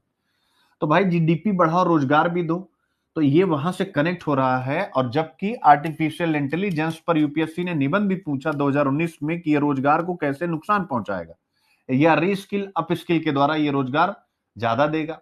तो आप देख सकते हैं इसको मैंने क्यों लिखा आर्टिफिशियल इंटेलिजेंस वाले पार्ट को, क्योंकि एक तरफ हमारी जनसंख्या बढ़ रही है, तो जनसंख्या बढ़ रही है तो स्वाभाविक है हमें ज्यादा रोजगार की जरूरत है। ऊपर से टेक्नोलॉजी का इंटरवेंशन हो रहा है जिसमें स्पष्ट है कि तकनीक रोजगार को खाएगी। और रोजगार किनका खाएगी? जो कम स्किल है, जिन्होंने कम स्किल है या ना के बराबर स्किल है। तो स्वाभाविक रूप से यह एक विरोधाभास है, पैराडॉक्स है। ये क्या है? एक पैराडॉक्स है, इसलिए मैंने ये टॉपिक रखा, अदरवाइज इस पर मैं ना जाने कितने लेक्चर ले चुका हूं। याद है आप लोगों को कितने लेक्चर? एक पैराडॉक्स है, इस पैराडॉक्स से हम कैसे निकलें, आज मैं इसी विषय पर आप लोगों के साथ चर्चा करूंगा। ठीक है, तो वही संदेश यहां लिखा हुआ है, वो देना चाहते हैं आर्टिकल राइटर कि एक नेशनल प्रायोरिटी लीजिए, यानी अब केवल एम्प्लॉयमेंट को आप इकोनॉमिक पॉलिसी मत लीजिए, नेशनल यानी आपकी राष्ट्रीय प्राथमिकता में होना चाहिए, नहीं तो यही जनसंख्या बोझ बन जाएगी। ठीक है ना? यानी ये जो संपादकीय जो आप अभी मेरे साथ पढ़ने जा रहे हैं वो क्या याद दिलाता है? ये हमें यह याद दिलाता है जीएस पेपर 3 की। किसकी याद दिलाता है मैं यहां बताता चलूं, यह जीएस पेपर 3 मेंस की इकोनॉमिक्स की याद दिलाता है कि भैया या 2015 या 16 में पूछे गए एसे की याद दिलाता है। शब्दों का चयन पकड़े रहिएगा, कि भारत में लगभग रोजगार विहीन समृद्धि, ठीक है ना? क्या है? जीडीपी तो बढ़ रही लेकिन रोजगार नहीं बढ़ रहा। 2016 का ऐसे है, चिंतन कीजिए। 15 या 16 में ऐसे आपसे पूछा गया और बहुत सारे जीएस के प्रश्न भी पूछे गए। तो यह संपादकीय हमें क्या याद दिलाता है? यही प्रश्न याद दिलाता है कि केवल जीडीपी ग्रोथ ही पर्याप्त नहीं है, बल्कि एम्प्लॉयमेंट ग्रोथ भी उतनी ही आवश्यक है जितनी जीडीपी ग्रोथ। और यही दृष्टिकोण मेरे बच्चों, इकोनॉमिक सर्वे अगर आप देखते हैं तो इकोनॉमिक सर्वे 2023-24 से भी मेल खाता है, जिसमें क्या कहा गया था, मैंने आपको पढ़ाया भी था। रोजगार सृजन वाली वृद्धि चाहिए, ये उसमें कहा गया था। आप देख सकते हैं जॉब रिच ग्रोथ शब्द का इस्तेमाल किया गया था, अगर आपको याद हो। और कहा गया था कि जॉब रिच ग्रोथ यानी रोजगार सृजन वाली जीडीपी की वृद्धि ही इंक्लूसिव ग्रोथ, समावेशी विकास की सच्ची पहचान है। अब मैं आपसे कहता हूं, चाहे आप बिहार का मेंस लिखेंगे या यूपी का मेंस या किसी और स्टेट का मेंस लिखेंगे, क्या यह जो अभी मैंने वर्ड बोला है रोजगार सृजन वाली, ये निबंध आ सकता है कि नहीं? खासकर यूपीएससी में रोजगार सृजन वाली वृद्धि ही समावेशी विकास, इंक्लूसिव ग्रोथ की सच्ची पहचान है। क्या यह निबंध पूछ सकता है कि नहीं पूछ सकता? या नहीं भी आए तो हमें इस पर कॉन्सेप्ट क्लियर करना चाहिए कि नहीं? तो यही है मेरे प्यारे बच्चों।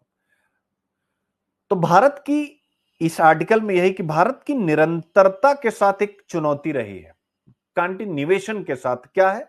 एक तरफ पॉपुलेशन वर्सेस एम्प्लॉयमेंट, यानी जनसंख्या वर्सेस रोजगार, ठीक है। और सीआईआई की रिपोर्ट का जिक्र किया गया है कि 2043 में भारत की जो वर्किंग पॉपुलेशन है 2043 में वो पीक पर होगी, यानी सबसे ज्यादा काम करने वाले लोग 2043 में तैयार हो जाएंगे। हमें करोड़ों करोड़ नौकरियां चाहिए होगी। सीआईआई, ये वही स्वप्न है जो हमें सोने नहीं दे रहा है। Courage to accept and dedication to improve are two keys to success, स्वीकारों के साथ सुधार करने की निष्ठा, यानी जीडीपी और रोजगार का संबंध बनाइए, विजनरी डिसीजन लीजिए। चूंकि अब अंतर्ज्ञान और तर्क दोनों इस बात की तरफ गवाही दे रहे हैं कि आपको जीडीपी के साथ समृद्धि को आगे समृद्धि के साथ साथ रोजगार को आगे बढ़ाना पड़ेगा। Otherwise you can't step twice in same river, तुम उसी नदी में दोबारा नहीं जा सकते। कौन सी नदी? गरीबी की नदी और असमानता की नदी। एक व्यक्ति के पास ज्यादा इनकम, एक व्यक्ति के पास कम, यानी विश्व असमानता रिपोर्ट का जिक्र कर रहा हूं। कितने निबंध एक साथ कनेक्ट हो गए, आप चिंतन करते चलिएगा, ठीक है। तो यही इस आर्टिकल में डिस्कस किया गया कि यदि इतनी बड़ी युवा आबादी को रोजगार नहीं मिला जो 2043 में तैयार होने जा रही है, तो यह डेमोग्राफिक डिविडेंड नहीं बल्कि डेमोग्राफिक बर्डन बन जाएगा, ठीक है। क्लियर बेटा? तो बस इसीलिए कहा गया है कि अब किस चीज की आवश्यक, लॉन्ग टर्म जॉब क्रिएशन की। क्या है? लॉन्ग टर्म जॉब क्रिएशन, यानी हमारे पास लॉन्ग टर्म जॉब क्रिएशन की स्ट्रेटजी होनी चाहिए, ना कि टुकड़ों में रोजगार योजनाएं, फ्रेगमेंटेड स्कीम। सोचिए हमारे पास मनरेगा जैसी रोजगार योजना है गुरु। सच बता रहा हूं, मनरेगा का नया वर्जन आना चाहिए था मोदी जी के कार्यकाल में। वो यही कह रहे हैं कि यार ये जो आप फ्रेगमेंटेड स्कीम्स ला रहे हैं, इसको भी नोट करिए। फ्यूचर में ये प्रश्न आएगा कि फ्रेगमेंटेड स्कीम्स स्किल और एम्प्लॉयमेंट की जो भारत सरकार की नीति में प्रमुखता से शामिल है, वो चाहे यूपीए रहा हो चाहे एनडीए या उसके पहले की भी जो सरकारें रही है, वही भारत में जॉबलेस ग्रोथ को बनाने का सबसे बड़ा कारण रहा हो। बिल्कुल है। फ्रेगमेंटेड स्कीम्स कैसे, आप समझिएगा। जैसे प्रधानमंत्री कौशल विकास योजना हो गई, इससे मेरे बच्चों अब मैं सिखा रहा हूं फ्रेगमेंटेड स्कीम। फ्रेगमेंटेड स्कीम जैसे मैंने फ्रेगमेंटेड यानी छितराए हुए बिखरे हुए खेत में आपको पढ़ाता हूं कि ऑपरेशनल होल्डिंग फ्रेगमेंटेड है, फैली हुई है। तो वैसे ही फ्रेगमेंटेड स्कीम बहुत बढ़िया यहां पर कॉन्सेप्ट आपके सामने जा रहा। फ्रेगमेंटेड स्कीम है मेरे प्यारे बच्चों, इस फ्रेगमेंटेड स्कीम के कारण जो हिंदुस्तान में जीडीपी को रोजगार से जोड़ने वाली जो भी स्कीम्स हैं वो फ्रेगमेंटेड, इसीलिए जीडीपी की ग्रोथ के साथ हम रोजगार सृजित नहीं कर पा रहे। अब आप कहेंगे सर थोड़ा समझाइए, तब वही समझा रहे हैं आपको कि जैसे प्रधानमंत्री कौशल विकास योजना अगर आपके सामने रखूं तो आप कह सकते हैं बच्चों, इसके द्वारा अगर आप इसके पोर्टल पर जाएंगे तो आप देखेंगे लाखों युवाओं को स्किल मिला इसके तहत। लेकिन क्या वो स्किल मेरे प्यारे बच्चों इंडस्ट्री नीड के हिसाब से रहा, उद्योगों की आवश्यकताओं के हिसाब से रहा है? नहीं। इनको जो भी स्किल मिला लाखों युवाओं को, वो भारत के उद्योग की जरूरतों के हिसाब से नहीं दिया गया। यानी स्किल अलाइनमेंट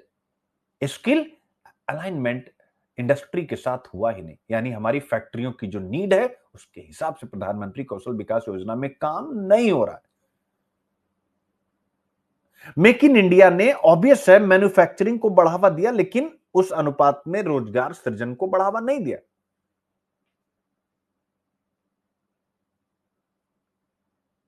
तो ये आपको ध्यान में रखना चाहिए। ऐसा दो स्कीम के एग्जाम्पल के द्वारा मैंने बता दिया, फ्रेगमेंटेड स्कीम।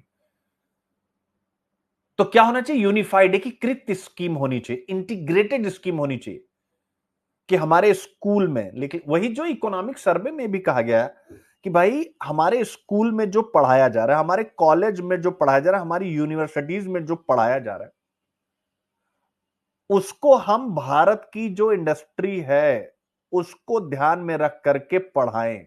जैसे महाराष्ट्र का कोई कॉलेज है अकॉर्डिंग टू मी, और मैं महाराष्ट्र का सीएम हूं और मुझे 5 साल काम करने का मौका मिले, तो मैं महाराष्ट्र में क्या काम करूंगा कि मैं महाराष्ट्र के स्कूल कॉलेज में यूनिवर्सिटीज में, जैसे मैं एक इंडस्ट्री शुगर केन इंडस्ट्री को पढ़ाई के साथ बहुत ज्यादा फोकस कराऊंगा, क्योंकि ऑब्वियस है महाराष्ट्र में शुगर इंडस्ट्री बहुत बड़ा रोल प्ले करती है। इसी प्रकार से जैसे गुजरात में हुआ टेक्सटाइल या और जगहों पर जो कुछ भी हुआ, तो इससे क्या होगा कि उस क्षेत्र में पढ़ने वाले बच्चे उसी क्षेत्र में बेहतर रोजगार पाने की संभावना के साथ कनेक्ट हो जाएंगे। प्लस अब मान लीजिए कि जैसे महाराष्ट्र है, इसको आप ऐसे समझिएगा, महाराष्ट्र में एक्स चीज, मान लीजिए मैंने शुगर केन की बात करी और भी चीजें हैं, गन्ना की बात मैंने करी, लेकिन कोई ऐसी चीज होगी जो सेकेंडरी होगी, यानी मैं लिख रहा हूं यानी बहुत ज्यादा अच्छी नहीं है लेकिन बहुत खराब भी नहीं, लेकिन वही चीज यूपी में बहुत अच्छी, इनकी सेकेंडरी, ये जो एस महाराष्ट्र में अच्छा नहीं है वो यूपी में 1 नंबर का है। तो क्या किया जाए, यानी इन दोनों को सिस्टर सिटी या सिस्टर जो है प्रोडक्ट घोषित किया जाए और इन दोनों के बीच में एक रिलेशन बना करके और इसको एकेडमी के साथ जोड़ा जाए। यानी स्कूल कॉलेज को भारतीय उद्योग की आवश्यकताओं के अनुरूप पाठ्यक्रम दिए जाएं, सिलेबस दिए जाए। जब तक हम ऐसा नहीं करेंगे तब तक हम जॉबलेस ग्रोथ की समस्या से बरी नहीं होने वाले। ठीक है ना? और इसी कारण से हम ऐसा नहीं कर पा रहे। इकोनॉमिक सर्वे आपको मैंने पढ़ाया है और इकोनॉमिक सर्वे 23-24 में आप देखोगे तो चीफ इकोनॉमिक एडवाइजर साहब कह रहे हैं इंडस्ट्री एकेडमिया के बीच में एक गैप है। यानी इस आर्टिकल में भी यही कहा गया है कि भारत के श्रम बाजार के सामने एक बड़ा चैलेंज है कि जो भी ग्रेजुएट्स हैं वो एम्प्लॉयबल नहीं है, ग्रेजुएट रोजगार प्राप्त करने योग्य नहीं है और इंडस्ट्री रेडी वर्कफोर्स की कमी है। यानी ऐसे ग्रेजुएट्स जो निकले तो सीधा भारत के उद्योगों में उनको स्थान मिले। इकोनॉमिक सर्वे 2023 में इसे ही स्किल पैराडॉक्स नामक शब्द दिया गया था, यानी कौशल विरोधाभास। अब आप जरा समझिएगा, इकोनॉमिक सर्वे 2022-23 जब ये कहता है कि हम स्किल पैराडॉक्स बना रहे हैं, क्या बना रहे हैं बच्चों? Skill paradox. इसका मतलब क्या हो गया? इसका मतलब होता है बेटा इंडिया ग्रेजुएट तो खूब बना रहा है, यानी इंडिया प्रोड्यूस कर रहा है मोर ग्रेजुएट्स देन एवर, यानी पहले के मुकाबले ढेर सारे लोग पढ़ रहे हैं। But not enough employable workers. But जो भी निकल रहे हैं वो रोजगार पाने योग्य नहीं है, और जिसको यूपीएससी ने जीएस पेपर 3 में लताड़ा है, लताड़ा शब्द इस्तेमाल कर रहा हूं, लताड़ा कि नहीं लताड़ा, क्या लताड़ा, यूपीएससी ने लताड़ा है। भारत में समावेशी विकास के सामने एक बहुत बड़ी चुनौती है, केयरलेस और यूजलेस मैन फोर्स। पूछा है कि नहीं, यूजलेस। केयरलेस तो चलो ठीक है भाई, लेकिन यूजलेस, ठीक है, आप देख सकते हैं। तो यही है स्किल पैराडॉक्स, कि युवा तो तैयार हो रहे हैं, पढ़ रहे हैं, लेकिन वो स्किल नहीं है। जैसे अगर हम आईटी सेक्टर हिंदुस्तान के देखें तो आईटी सेक्टर में एआई और रोबोटिक्स की मांग बढ़ी है, लेकिन रूरल इंडिया आप देख सकते हैं, भारत का हृदय, उसमें युवाओं के पास क्या इन स्किल्स की पहुंच है? ऑब्वियस है, इन स्किल्स की कमी है। तो वही यहां पर कहा गया था कि भाई अब फ्रेगमेंटेड पॉलिसी के बजाय, फ्रेगमेंटेड स्कीम्स के बजाय, यानी स्किल और एम्प्लॉयमेंट के फ्रेगमेंटेड स्कीम की बजाय, बिखरी हुई छितराई हुई नीति के बजाय इंटीग्रेटेड नेशनल पॉलिसी बनाई। क्या बनाई? इंटीग्रेटेड नेशनल पॉलिसी बनाई, आईएनपी बनाई। और क्या हो यह इंटीग्रेटेड नेशनल एम्प्लॉयमेंट पॉलिसी? लिख लीजिएगा, इसको मैं लिख ही देता हूं, इंटीग्रेटेड नेशनल एम्प्लॉयमेंट पॉलिसी, आईएनईपी, यानी एकीकृत राष्ट्रीय रोजगार परियोजना या नीति। ठीक है, इसमें क्या हो, इसमें एजुकेशन यानी शिक्षा प्लस स्किल प्लस इंडस्ट्री, इन तीनों को जोड़ा जाए। ठीक है ना, यानी फॉर एग्जाम्पल, अब आप एक एक चीज समझिएगा, जो मैंने क्या बोला, फ्रेगमेंटेड स्कीम्स, अब उस फ्रेगमेंटेड स्कीम को जो भारत की नीति है उसको यहां से इस वाले अपने फार्मूले से कनेक्ट कर रहा हूं, नेशनल स्किल का जो ये वाला मॉडल है। फॉर एग्जाम्पल आप क्या करेंगे कि नेशनल स्किल डेवलपमेंट मिशन जो है, plus skill India digital platform है, ये जो भारत सरकार का है, उसको लोकल इंडस्ट्री यानी स्थानीय उद्योगों से आप जोड़ दीजिए। यही है इंटीग्रेटेड नेशनल एम्प्लॉयमेंट पॉलिसी, कि जो भी आप रोजगार की रणनीतियां बना रहे हैं, स्किल के लिए जो भी बना रहे हैं, उसको इंडस्ट्री के साथ जोड़िए। सिंपल और बहुत आसान है मेरे प्यारे बच्चों, इसको हम कर सकते। ठीक है, फिर इसके बाद इस लेख में जो सबसे अच्छी चीज मुझे लगी है वो ये लगी है कि ये कहा गया कि एक तो ये हो गया कि फ्रेगमेंटेड स्कीम्स को हटाइए, इंटीग्रेटेड स्कीम बनाइए एम्प्लॉयमेंट की। इसके बाद कहा गया है कि अगर आपको जॉब क्रिएट करना है, और यूपीएससी ने एक बार प्रश्न पूछा था कि भारत को जिन जॉबों की दरकार है वो कहां से आएंगी, तो जॉब क्रिएशन अगर आपको करना है तो आपको क्या करना पड़ेगा, सेक्टोरल स्ट्रेटजी, बहुत बढ़िया लिखा हुआ। तो भारत को जिन जॉबों की दरकार वो कहां से आएंगी, यहां से सेक्टोरल स्ट्रेटजी बनाइए। क्या बनाइए? सेक्टर वार रणनीति बनाइए, यानी ये बहुत बढ़िया। तो कहा गया कि भैया अगर आपको रोजगार पैदा करना है तो कुछ विशेष क्षेत्रों पर ध्यान देना होगा। और मेरे प्यारे बच्चों, बहुत अच्छा, ये वाला मुझे बहुत अच्छा लगा था इनका पार्ट, पर्यटन, यानी इन्होंने कहा टूरिज्म पर आप फोकस करिए, क्योंकि लोगों की इनकम बढ़ रही तो लोग घूमते भी हैं।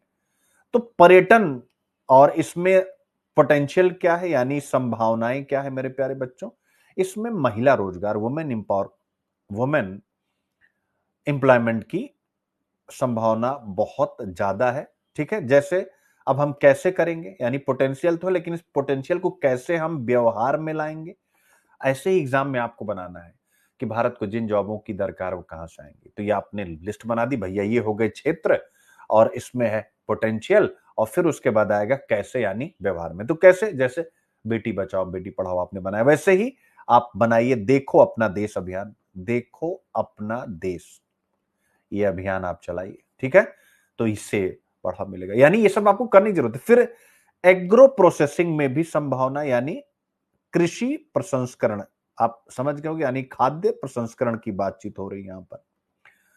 इससे क्या होगा, रूरल एम्प्लॉयमेंट, बहुत ज्यादा ग्रामीण रोजगार जनरेट होगा, इसका पोटेंशियल, इसकी संभावना है।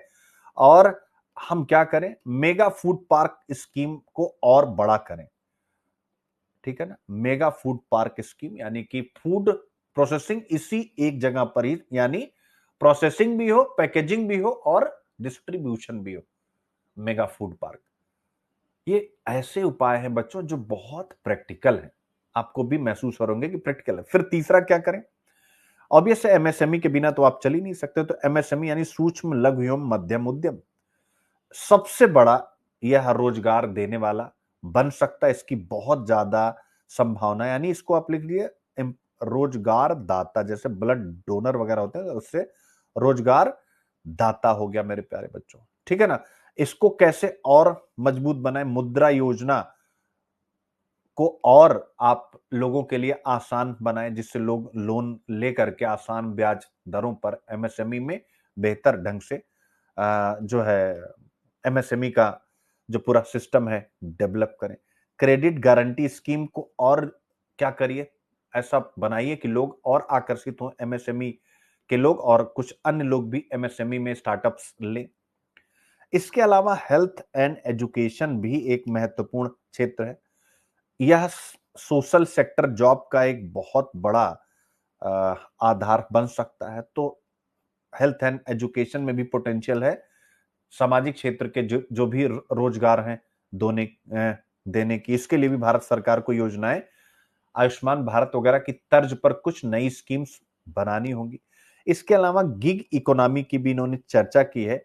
ऑब्वियस है, यानी डिजिटल एम्प्लॉयमेंट के लिए ये एक बहुत बड़ा क्षेत्र है। ऐसे में भारत सरकार ई कॉमर्स और ऐप बेस्ड वर्क के लिए अच्छी नीतियां लेकर के आए। ठीक है ना? तो ये आप यहां से देख सकते हैं, यही बात यहां पर कही गई है। ठीक है बच्चों? तो भारत का विकसित भारत 2047 का सपना तभी पूरा होगा जब रोजगार सृजन को विकास के केंद्र में रखा जाएगा। तो बाकी और कुछ भी नहीं, इस पर कोई अभी इस मॉडल क्वेश्चन वगैरह की जरूरत नहीं है। बस आप इसको याद कर लीजिएगा कि भारत को जिन जॉबों की दरकार है वो कहां से आएंगी, इसी तरह से आपका काम हो जाएगा। ठीक है, अब हम लोग अगले टॉपिक की तरफ बढ़ते हैं। India direction for disaster resilience, जरा इसको पढ़िए। और आपने देखा होगा कि एक नया पैटर्न कोशिश किया हुआ आज कि इस एडिटोरियल में कहा गया है। जरा देखिए, पहले रहता था वाई इन न्यूज, एक बार इसको पढ़िए आप लोग। यानी पहले होने के बाद हम रिस्पॉन्स करते थे, अब रिस्पॉन्स से थोड़ा हम अलग हट गए हैं। तो वही चीज यहां पर लिखी गई है, इसको आप समझिए।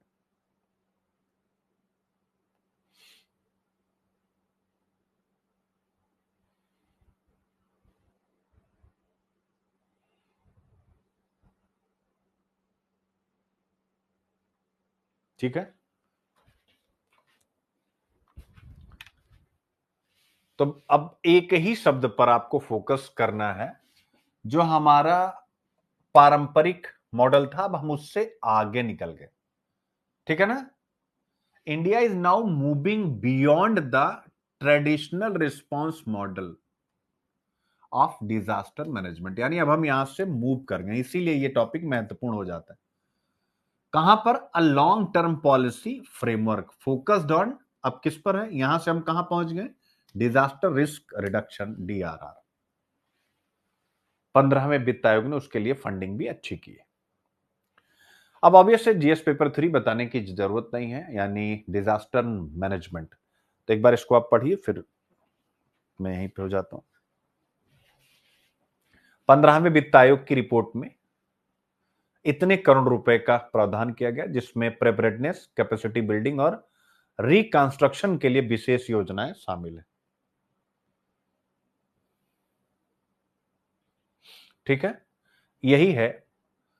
यह द हिंदू का editorial India's direction for disaster resilience क्यों लिखा गया? इसलिए लिखा गया क्योंकि भारत अब आपदा प्रबंधन के पारंपरिक रिस्पांस मॉडल से आगे बढ़कर आपदा जोखिम न्यूनीकरण पर केंद्रित एक दीर्घकालिक नीति ढांचा अपना रहा है। तो यूपीएससी आपसे यही प्रश्न पूछ सकता है कि भारत की नीति में अब क्या चेंज आया है।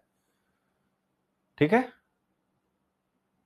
इस लेख का उद्देश्य बताना है कि भारत अब आपदा के बाद की प्रतिक्रिया, पोस्ट डिजास्टर रिस्पांस पर नहीं, बल्कि आपदा से पहले की तैयारी, प्री डिजास्टर प्रिपेयर्डनेस और रिजाइलियंस पर ध्यान दे रहा है। यानी हम ऐसी बिल्डिंग्स बनाएं जो गिरे ही ना। लेख में यह भी बताया गया, गृह मंत्रालय राष्ट्रीय आपदा प्रबंधन प्राधिकरण एनडीएम में किस प्रकार मल्टी हैजार्ड रणनीति के तहत के तहत जलवायु आधारित आपदाओं जैसे बाढ़, चक्रवात, भूस्खलन आदि से निपटने की दिशा में काम कर रहे हैं। ये क्या है? Multi hazard strategy. ये सब शब्द आपको रटने होते हैं, इस पर हम लोग बातचीत करेंगे। जीएस पेपर 3 क्या है? ठीक है, तो बच्चों अब आप एक बार आंख बंद करके भारत का मैप याद करिए। भारत का मैप क्या है? ठीक है,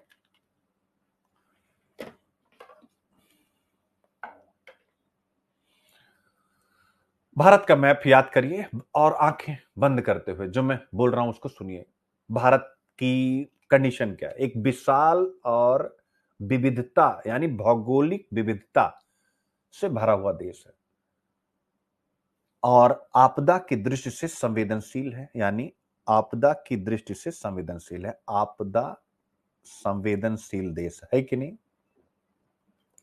डिजास्टर सेंसिटिव है, डिजास्टर प्रोन है कि नहीं हिंदुस्तान? जैसे अगर हम भारत के मैप को देखें तो जो हमारा हिमालयी रीजन है, यानी जो हमारा हिमालयी क्षेत्र है, वहां पर अर्थक्वेक आते हैं कि नहीं आते हिमालयी रीजन में? जो भी हमारे तटीय राज्य हैं, यानी जो भी कोस्टल स्टेट हैं, तटीय राज्य, वहां पर साइक्लोन यानी चक्रवात आते हैं। उत्तर भारत यानी नॉर्दर्न इंडिया में आप देखोगे तो यहाँ फ्लड यानी बाढ़ आती है। अगर हम दक्षिण पश्चिम भारत में देखें यानी साउथ वेस्ट इंडिया को देखें तो यहाँ ड्रॉट यानी सूखा जैसी स्थितियां बनती हैं। यानी इस प्रकार की आपदाएं यहाँ नियमित रूप से आती हैं। तो एक बढ़िया सा कंटेंट आपको तैयार हो गया पूरे भारत को लेकर के, कौन सी आपदा कहां पर, यानी कौन सा एरिया किस प्रकार की आपदा के लिए प्रोन है। तो फिर इसके बाद जो हमारा नेशनल डिजास्टर मैनेजमेंट एजेंसी है, एनडीएमए, यानी भारत में आपदा प्रबंधन की सबसे शीर्ष एजेंसी, जिसके हेड भी भारत के प्रधानमंत्री होते हैं। इस एनडीएमए के डेटा के अनुसार देश का यानी 58% भूभाग, सोचिए आप, 100 में से 58 भूकंप की दृष्टि से, अर्थक्वेक की दृष्टि से प्रोन है यानी संवेदनशील है। 12% भाग बाढ़ से, और आप देख सकते हैं भारत का जो तट है वो 76% तटीय क्षेत्र चक्रवात के प्रति संवेदनशील। अब आप देखिए, यानी 58% भूकंप, 12% बाढ़, और जितना भी तटीय क्षेत्र है उसका 76% चक्रवात की दृष्टि से संवेदनशील है। इसीलिए भारत ने अपनी नीति में चेंज किया, जो आप पढ़ रहे थे। इसीलिए भारत अब केवल आपदा आने के बाद पोस्ट डिजास्टर रिलीफ पर नहीं, बल्कि आपदा आने से पहले, प्रोएक्टिव जिसे बोलते हैं, आपदा आने से पहले तैयारी और जोखिम न्यूनीकरण, यानी जो भी नुकसान होने वाले हैं उसको कम करने की नीति अपना रहा है। ठीक है, और जो ये आपदा आने से पहले की उसकी रणनीति, उसके लिए एक टर्म यूज किया जाता है जिसे डीआरआर कहते हैं। इसको आप याद करिएगा, नहीं तो कंफ्यूज हो जाएंगे। डीआरआर, डिजास्टर रिस्क रिडक्शन, आपदा जोखिम न्यूनीकरण। ठीक है ना? और ये डीआरआर कैसे सफल रहा है? 1999 में आप अगर देखें, बहुत इंपॉर्टेंट है, अब एक निबंध लिख लीजिएगा। आप उसी नदी में दोबारा नहीं उतर सकते हैं। Courage to accept and dedication to improve are two keys to success. स्वीकारोक्ति का साथ, सुधार करने की निष्ठा, सफलता के 2 मंत्र, इस प्रकार की जितनी भी चीजें, यानी अब ये सब आ रहा है कि ये जो भारत की आपदा आने से पहले डीआरआर है, आपदा जोखिम न्यूनीकरण की जो नीति है कि आपदा आने से पहले उसकी क्षति को कम किया जाए, यह क्यों आई? जैसे ही आपको पता लगेगा क्यों आई और एक एग्जाम्पल दिखेगा, वैसे ही कई निबंध यहां पर फिर से इंटरलिंक हो जाएंगे मेरे प्यारे बच्चों। अब जैसे 1999 का एक उदाहरण आप याद करिए, आपने पढ़ा होगा। ओडिशा में एक सुपर साइक्लोन आया था और लगभग 10,000 से ज्यादा लोगों की मृत्यु हुई। लेकिन फिर उसी क्षेत्र में 2019 में जब फानी चक्रवात आता है तो क्या हुआ? जो भी मौत हुई 100 से भी कम रही। यानी 1999 में दसियों हजार और 2019 में एक डिकेड से भी कम समय में, या एक डिकेड में 100 से भी कम मौतें हो गई। यह इसी मॉडल का कमाल रहा है, यानी डीआरआर का। डीआरआर यानी हमने क्या किया कि फानी चक्रवात से पहले आपने देखा होगा अर्ली वार्निंग सिस्टम हमने लगाया चक्रवात का, और कम्युनिटी प्रिपेयर्डनेस यानी वहां जो संवेदनशील एरिया में रह रहे लोग हैं उनको हमने प्रशिक्षित किया कि किसी भी सुनामी की सूचना पर आपको किस प्रकार का एक्ट करना। तो यही है डीआरआर मॉडल, यानी आपदा आने से पहले उसकी क्षति को कम किया जाए। और वो कैसे किया गया? एक किया गया तकनीक के द्वारा, यानी अर्ली वार्निंग सिस्टम के द्वारा, एक लोगों को तैयार करके कि आपदा के समय आप किस प्रकार से अपना बचाव करें और आपदा से पहले ही अपने आप को सुरक्षित स्थान पर कैसे लेकर के जाएं। यही है रिजाइलिएंट मॉडल। आई होप आप समझ गए होंगे, इसी के बारे में इसमें चर्चा की गई। सब बच्चों को क्लियर हो गया?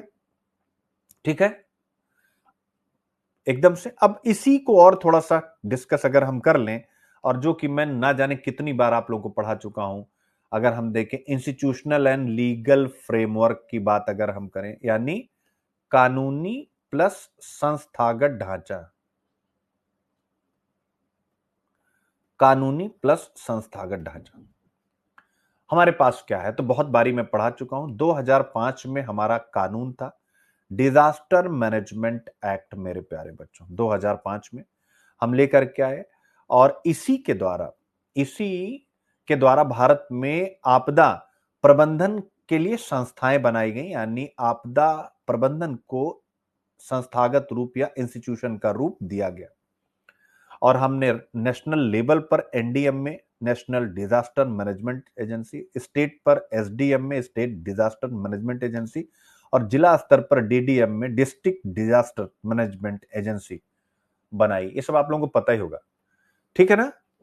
तो इनके माध्यम से, यानी इन तीनों के माध्यम से यह डीआरआर चलाया जा रहा है। यानी क्या चलाया जा रहा है कि अब आपदा प्रबंधन केवल राहत कार्य नहीं है, यानी कि आ जाए और केवल हम राहत कार्य करें नहीं है, बल्कि प्लानिंग, प्रिवेंशन और रिकंस्ट्रक्शन पर अब हम काम कर रहे हैं। योजना, रोकथाम और पुनर्निर्माण की नीति पर एक साथ काम कर रहे हैं, याद रखिएगा। फॉर एग्जाम्पल, उत्तराखंड में जो डीडीएम में है, डिस्ट्रिक्ट डिजास्टर मैनेजमेंट एजेंसी ने 2021 में चारधाम यात्रा प्रबंधन योजना बनाई। यानी चारधाम अगर आप यात्रा जा रहे हैं तो उसका कैसे, अगर वहां कुछ दिक्कत होती है तो कैसे लोगों को बचाया जाएगा, जिससे वहां पर जब लैंडस्लाइड हुई यानी भूस्खलन हुआ तो पर्यटकों को समय रहते ही निकाल लिया गया। तो आप देख सकते हैं अब कितने निबंध आएंगे। चलिए कर लेते हैं। स्वीकारोक्ति का साथ, सुधार करने की निष्ठा, सफलता के दो मंत्र हैं। विजडम फाइंड्स ट्रुथ, विवेक ने सत्य को पहचाना, यानी नीति के द्वारा हमने आपदा को रोका। विजनरी डिसीजन ये था जिसके जिसके परिणाम स्वरूप हमने एनडीएम में कानून लाया, डीआरआर हमने अपनाया समय के साथ। तो क्या ये सारा आ जाएगा कि नहीं आ जाएगा? कोई भी निबंध, you can't step twice in same river. आप आपदा की उसी नदी में दोबारा नहीं जा सकते, इसलिए आपने क्या किया, आपदा पूर्व प्रबंधन को अपनी आपदा प्रबंधन रणनीति का महत्वपूर्ण हिस्सा माना। और ये सारे एग्जाम्पल इसी बात की गवाही देते हैं। अब आता है कि चलो भाई, संस्था यानी स्ट्रेटजी हमारी बदल गई है, हमारे पास कानून भी है। अब आता है कि इसके लिए फंड कैसे आता है, यानी तीसरा पॉइंट आपको जाना चाहिए, फाइनेंशियल फ्रेमवर्क। तो मेरे प्यारे बच्चों, ये जो डीआरआर था जिसके बारे में पूरे आर्टिकल में डिस्कस किया गया है, ये जो डीआरआर है यानी डिजास्टर रिस्क रिडक्शन को लेकर के अगर आप देखेंगे तो जो 15वां वित्त आयोग है, 15th फाइनेंस कमीशन है, इसने पहली बार, 15वां के पहले किसी में नहीं हुआ था। उसी कारण से कहा जा रहा है कि अब हम डीआरआर पर चल रहे हैं, यानी पहले ही हम सारी चीजें मैनेज कर ले रहे हैं। तो ये पहले से कैसे मैनेज कर रहे हैं, इसमें फाइनेंस कमीशन की भी भूमिका है। यानी 15वें वित्त आयोग ने डीआरआर के लिए पैसा दिया। सिंपल सी बात है, आपदा जोखिम न्यूनीकरण, डिजास्टर रिस्क रिडक्शन को 15th फाइनेंस कमीशन ने वित्तीय योजना, यानी कि वो जिनको जिनको भी फंड देंगे, जिस जिस नीति को फंड देंगे, उसमें डीआरआर नीति को भी फंड देने का फैसला लिया गया। और 5 वर्षों के लिए यानी 2021 से 26 के लिए उन्होंने लगभग 3 CR आप लिख लीजिएगा, करोड़ का आवंटन कर दिया। तो पैसा भी इनको मिल गया।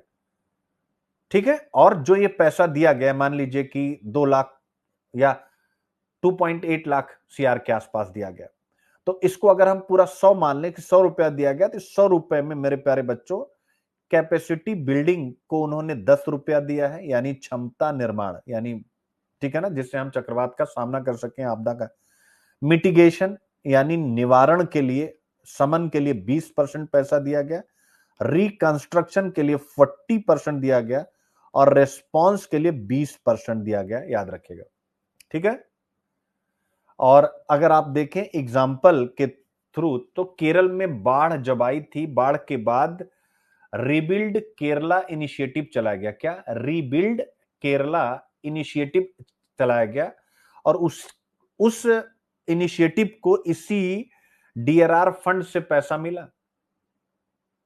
और फिर क्या हुआ? इसी पैसे से ड्रेनेज सिस्टम को केरला में मजबूत किया गया, यानी जल निकासी तंत्र को मजबूत किया गया, और पुलों को नेचुरल या नेचर बेस्ड डिजाइन में ढाला गया, यानी पुल एकदम से इस प्रकार से बनाए गए कि वो बाढ़ का मुकाबला कर सकें। आई होप आप समझ गए। तो ये सारी बातें यहां तक की क्लियर होती। अब आता है कि क्या भारत ऐसा करके किसी इंटरनेशनल डिजास्टर मैनेजमेंट मैकेनिज्म के साथ जुड़ रहा है? जी हां, भारत ने अपनी नीति को 3 प्रमुख अंतरराष्ट्रीय ढांचे से जोड़ा। पहला हो गया ह्यूगो फ्रेमवर्क। क्या हो गया? ह्यूगो फ्रेमवर्क।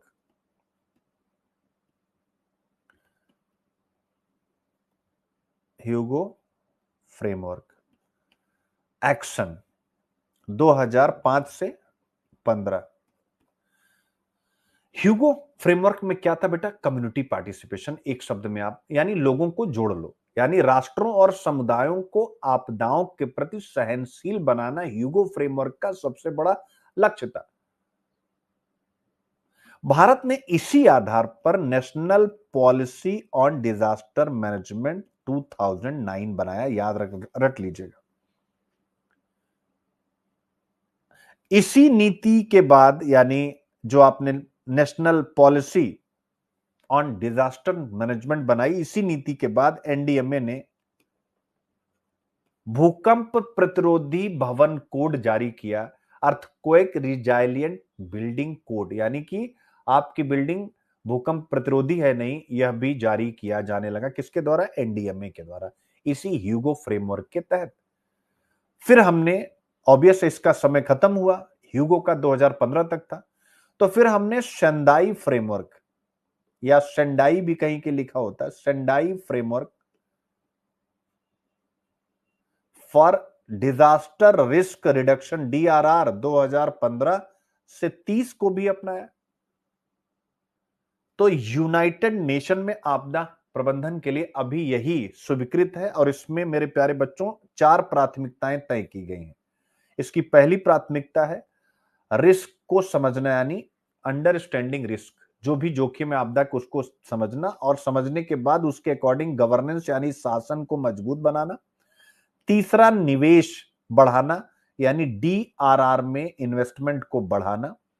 और फिर इसके बाद बिल्ड बैक बेटर, यानी बेहतर पुनर्निर्माण करना, जो भी नुकसान हो गया, बिल्ड बैक बेटर। ठीक है। भारत ने इसको अपनाया, और प्रधानमंत्री ने 2016 में अपना 10 पॉइंट एजेंडा जारी किया। इन चारों चीजों को ध्यान में रखते हुए 2016 में 10 सूत्रीय एजेंडा, 10 पॉइंट एजेंडा जारी किया। इसका पॉइंट 5, सब पढ़ने की जरूरत नहीं होती, इसका पॉइंट 5 हमारे लिए इंपॉर्टेंट। इसका पॉइंट 5 कहता है कि टेक्नोलॉजी का उपयोग कर जो भी जोखिम है उनको पहचाना जाए, और उनकी सर्विलांस यानी निगरानी की जाए। 5वां, इसी के तहत, यानी इसी प्रधानमंत्री के 10 सूत्री में जो 5वां है, टेक्नोलॉजी के उपयोग के द्वारा डिजास्टर को मैनेज किया जाए, क्या किया गया मेरे प्यारे बच्चों? आईएमडी ने, भारत के मौसम विज्ञान विभाग ने Doppler weather radar network DWRN तैयार किया, जो अब चक्रवातों की जो दिशा है, कहां से कहां आ रहा है, उसको 72 घंटे पहले ही बता देता है डॉपलर वेदर रडार नेटवर्क। तो हमने सेंडाई का भी एग्जाम्पल बता दिया कैसे हमने अपनाया, हमने ह्यूगो का भी बता दिया। ठीक है बच्चों, क्लियर है? अब इसके बाद आता है, क्या सर और भी कुछ? हम कहेंगे हाँ भाई और भी इसमें है, इसीलिए इसको कराया कि ह्यूगो सेंडाई हो गया, जापान का ये दो शहर है जहां पर सम्मेलन हुआ था और वहां पर जो अपनाया गया उसीलिए इसको उन्हीं के स्थान के नाम के आधार पर ह्यूगो और सेंडाई फ्रेमवर्क कहा गया। एक और है पेरिस समिट यानी पेरिस एग्रीमेंट, आपको याद होगा, एंड सस्टेनेबल डेवलपमेंट गोल लक्ष्य नंबर 13। इन दोनों के माध्यम से भी क्लाइमेट एक्शन और रिजाइलियंट बिल्डिंग को वैश्विक प्राथमिकता दी गई है। यानी पेरिस के अंतर्गत भी यह कहा गया है कि आपदा के जोखिम को बहुत बेहतर ढंग से मैनेज करने की जरूरत है और क्लाइमेट एक्शन हमें करने की आवश्यकता है जिससे हम इस प्रकार की आपदाओं को रोक सके। और भारत की जो नई योजनाएं बनी है जैसे NAFCC यानी national adoption fund on climate change, यह इसी का उदाहरण है। पेरिस एग्रीमेंट और सस्टेनेबल डेवलपमेंट गोल 13 यानी क्लाइमेट एक्शन के तहत ही उठाए गए कदम है। ठीक है बेटा, तो आप आई होप समझ गए हैं बहुत अच्छे से। ठीक है, अब इसके बाद इसमें और भी कुछ आता है और वो क्या आता है वो भी आपको समझने की आवश्यकता है। भारत की प्रमुख योजना यानी आपदा प्रबंधन डिजास्टर मैनेजमेंट के लिए भारत की जो भी योजनाएं हैं, प्लानिंग है, उसका एक बार आपको ज्ञान होना चाहिए और उसके बारे में थोड़ी हम लोग बातचीत करेंगे। तो पहला कौन सी योजना है? मेजर नेशनल प्रोग्राम्स की बात मैं करने जा रहा हूं। पहला है NCRMP, national cyclone risk mitigation programme, राष्ट्रीय चक्रवात जोखिम न्यूनीकरण कार्यक्रम, यानी चक्रवात को कम करने का राष्ट्रीय कार्यक्रम NCRMP। आप इतना ही याद कर लेंगे चक्रवात के लिए, बस इतना याद रखिए। 2011 में यह शुरू हुआ था। विश्व बैंक, वर्ल्ड बैंक और नेशनल डिजास्टर मैनेजमेंट एजेंसी ने इसको सपोर्ट किया था। अब इसे बताने की आवश्यकता नहीं चक्रवात के लिए है, तो चक्रवात कहां आते हैं मैंने स्टार्टिंग बता दिया था, तटीय राज्यों। तो इसका उद्देश्य है तटीय राज्यों में अर्ली वार्निंग सिस्टम, सुनामी का या किसी भी प्रकार के चक्रवात का डेवलप करना। दूसरा, साइक्लोन शेल्टर बनाना, चक्रवात आश्रय बनाना, यानी अगर चक्रवात आ रहा है और भारत के मौसम विज्ञान विभाग ने पहले से बता दिया 72 घंटे पहले, तो जिन लोगों को वहां से इवैक्यूएट किया जाएगा, मतलब हटाया जाएगा उस संवेदनशील क्षेत्र से, तो उनको कहां पे रखा जाएगा, उसके लिए आवास भवन, जिसे हम साइक्लोन शेल्टर्स कहते हैं, आसपास ही बनाना। और ये शेल्टर इतने मजबूत हों कि चक्रवात का जो कमजोर झटका होता है, क्योंकि बनाए जाएंगे उससे दूर ही, मजबूत वाले झटके के स्थान से, तो जो दूर का प्लेस है, स्थान है, वहां पर जहां बनाए जाएंगे तो कोई नुकसान ना हो जाए। तो दूसरा साइक्लोन शेल्टर बनाना और तीसरा एम्बैंकमेंट बनाना, यानी तटों को बांध देना। तो 3 चीजें इसके तहत की जाती हैं NCRMP के तहत। और ओडिशा में यह NCRMP इतना सफल रहा कि बेटा अब उसको जीरो कैजुअलिटी स्टेट कहा जाता है, याद रखेगा, ZCS के नाम से बुलाया जाता है, जीरो कैजुअलिटी स्टेट चक्रवात का, ये NCRMP की वजह से हुआ। दूसरा आता है आपदा मित्र स्कीम, आपदा मित्र योजना। हर जिले में 200 से अधिक स्वयंसेवक तैयार किए जाते हैं जो आपदा के समय तुरंत सहायता करते हैं। ठीक है ना? उत्तराखंड में एक बढ़िया एग्जाम्पल है, आपदा मित्र वॉलंटियर्स ने 2023 में, मेरे प्यारे बच्चों, बाढ़ में कई गांव से 500 से अधिक लोगों को सुरक्षित निकाला था। तीसरा एक है CAP, कॉमन अलर्टिंग प्रोटोकॉल, साझा चेतावनी प्रोटोकॉल। इसका मतलब क्या? NDM में हमारा जो है प्लस जो हमारा दूर संचार विभाग है, ये मिलकर मोबाइल पर नेट अलर्ट का मैसेज भेजते हैं, तो ये भी एक बेहतर है। जैसे 2023 में साइक्लोन बिपराजोए जब आया था, कौन सा आया था? साइक्लोन बिपराजोए। उस दौरान लाखों लोगों को बहुत पहले ही मैसेज कर दिया गया था कि आपके एरिया में चक्रवात आएगा। तो तीसरा ये हम कर रहे हैं। और चौथा जो किया जा रहा है उसे हम बोलते हैं CDRI। CDRI यानी कोएलिशन फॉर डिजास्टर रिजाइलिएंट इंफ्रास्ट्रक्चर। यानी आपदा सहनशील इंफ्रास्ट्रक्चर के लिए एक गठबंधन बनाना। ये CDRI 2019 में शुरू किया गया। उद्देश्य क्या है? विश्व भर में डिजास्टर रिजाइलिएंट इंफ्रास्ट्रक्चर, यानी कि आपदा आए तो जो वहां का इंफ्रा है वो टूटने ना पाए, लोगों की जिंदगी प्रभावित ना हो पाए। ठीक है। एक एग्जाम्पल अगर इसका आप देखें, मालदीव में जो भी तटों के किनारे सड़कें थी उनको खूब ऊंचा कर दिया गया, और जब ऊंचा कर दिया गया तो उनके बारे में कहा गया कि क्लाइमेट प्रूफ रोड हमने तैयार कर दी।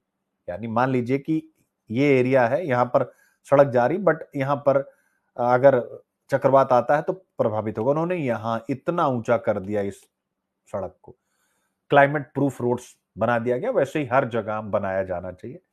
इसके साथ साथ एक और पॉइंट है, नेचर बेस्ड सोल्यूशन की, ठीक है ना, नेचर बेस्ड सोल्यूशन, प्रकृति आधारित समाधान की बात की गई। यानी भारत इस पर काम कर रहा है।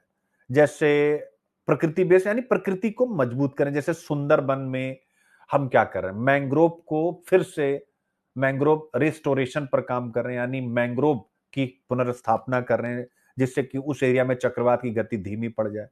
राजस्थान में हम क्या कर, रेन वाटर हार्वेस्टिंग कर रहे हैं जिससे कि सूखा प्रभावित क्षेत्रों में हम यहाँ पानी दे सकें। जैसे हम बिहार में देखें, नालंदा में भी बड़ा अच्छा काम चल रहा है, तालाब पुनर्जीवन का कार्यक्रम चल रहा है, यानी पोंड रिवाइवल का काम चल रहा है। यानी बाढ़ आ रही तो जो अतिरिक्त पानी उसको इन तालाबों में संरक्षित किया जाए। इस प्रकार की चीजें हम कर रहे हैं, ये हमारे लिए बहुत बड़ी बात है। ठीक है ना। और अगर हम अंतर्राष्ट्रीय स्तर पर देखें तो विभिन्न देशों के साथ और संगठनों के साथ भी हम सहयोग कर रहे हैं। तो आपदा के लिए ये पूरा का पूरा टॉपिक जबरदस्त रूप से आपका बेटा तैयार हो जाता है, जिसको आपको बहुत अच्छे से याद कर लेना ठीक रहेगा। तो अंत में यही है कि भारत अब आपदा प्रबंधन को केवल राहत कार्य के रूप में नहीं लेता, बल्कि डेवलपमेंट स्ट्रेटजी मान चुका है। यानी कि भैया इनको रोको तभी हमारा विकास चलेगा, नहीं तो विकास बाधित हो जाएगा। और प्रधानमंत्री के जो 10 सूत्रीय एजेंडा था उसका 5वां मैंने आपको बताया, वो क्या कहता है कि जोखिम न्यूनीकरण सबकी जिम्मेदारी, नागरिक से लेकर वैज्ञानिक तक सबकी। तो भारत का लक्ष्य अब यही है कि आपदा के बाद उठना नहीं, बल्कि आपदा से पहले संभलना। यही है रिजाइलिएंट इंडिया, एक ऐसा भारत जो हर संकट के बाद और मजबूत बन करके उभरे मेरे प्यारे बच्चों। ठीक है। तो आज यानी आपदा पर यह टॉपिक आपका कंप्लीट होता है। इसको खूब बढ़िया से पढ़िएगा, उसके पीछे रीजन है। रीजन ये है कि जो कॉम्बैट लिया जाएगा तो आज और कल क्वेश्चन नहीं दूंगा, आज और कल क्या करूंगा, ठीक है, आपको इसी प्रकार से समझाऊंगा। फिर सडन क्वेश्चन आएंगे सैटरडे को कॉम्बैट में, जिससे आप अपने आप को प्रिपेयर कर सकें। यूपीआई लेन देन तीव्रता में तेलंगाना शीर्ष पर, आरबीआई का पेपर कहता है। अब यहां से यानी इस सेशन का पार्ट 2 में लूंगा रात को। 100% फाइनल है, आप सब मुझसे मिलिएगा रात को मेरे प्यारे बच्चों 9 बजे, एकदम फिक्स है 9 PM पर लेना ही लेना है पार्ट 2। ठीक है ना, क्योंकि काफी है और मुझे घुस घुस के बताना है। तो एक बार आप तब तक एडिटोरियल में क्या कहा गया है, ये जैसे फिलीपींस वाला गजब का टॉपिक है, ये मैं जब तक समझाऊंगा नहीं। ठीक है, तो बहुत सारे टॉपिक हैं, आज 12-13 टॉपिक हो गए थे। तो इसका सेकंड पार्ट हम लोग रात को 9 बजे हिंदू यहीं पर यानी मेरे ऐप पर ही करेंगे। ठीक है, बहुत टॉपिक है बच्चों, ठीक रहेगा। ठीक है, क्योंकि आपका पूरा टाइम अब दिन भर इसके बाद अपना ऑप्शनल और जो भी प्रीलिम्स का चल रहा है उस पर आप काम कीजिए।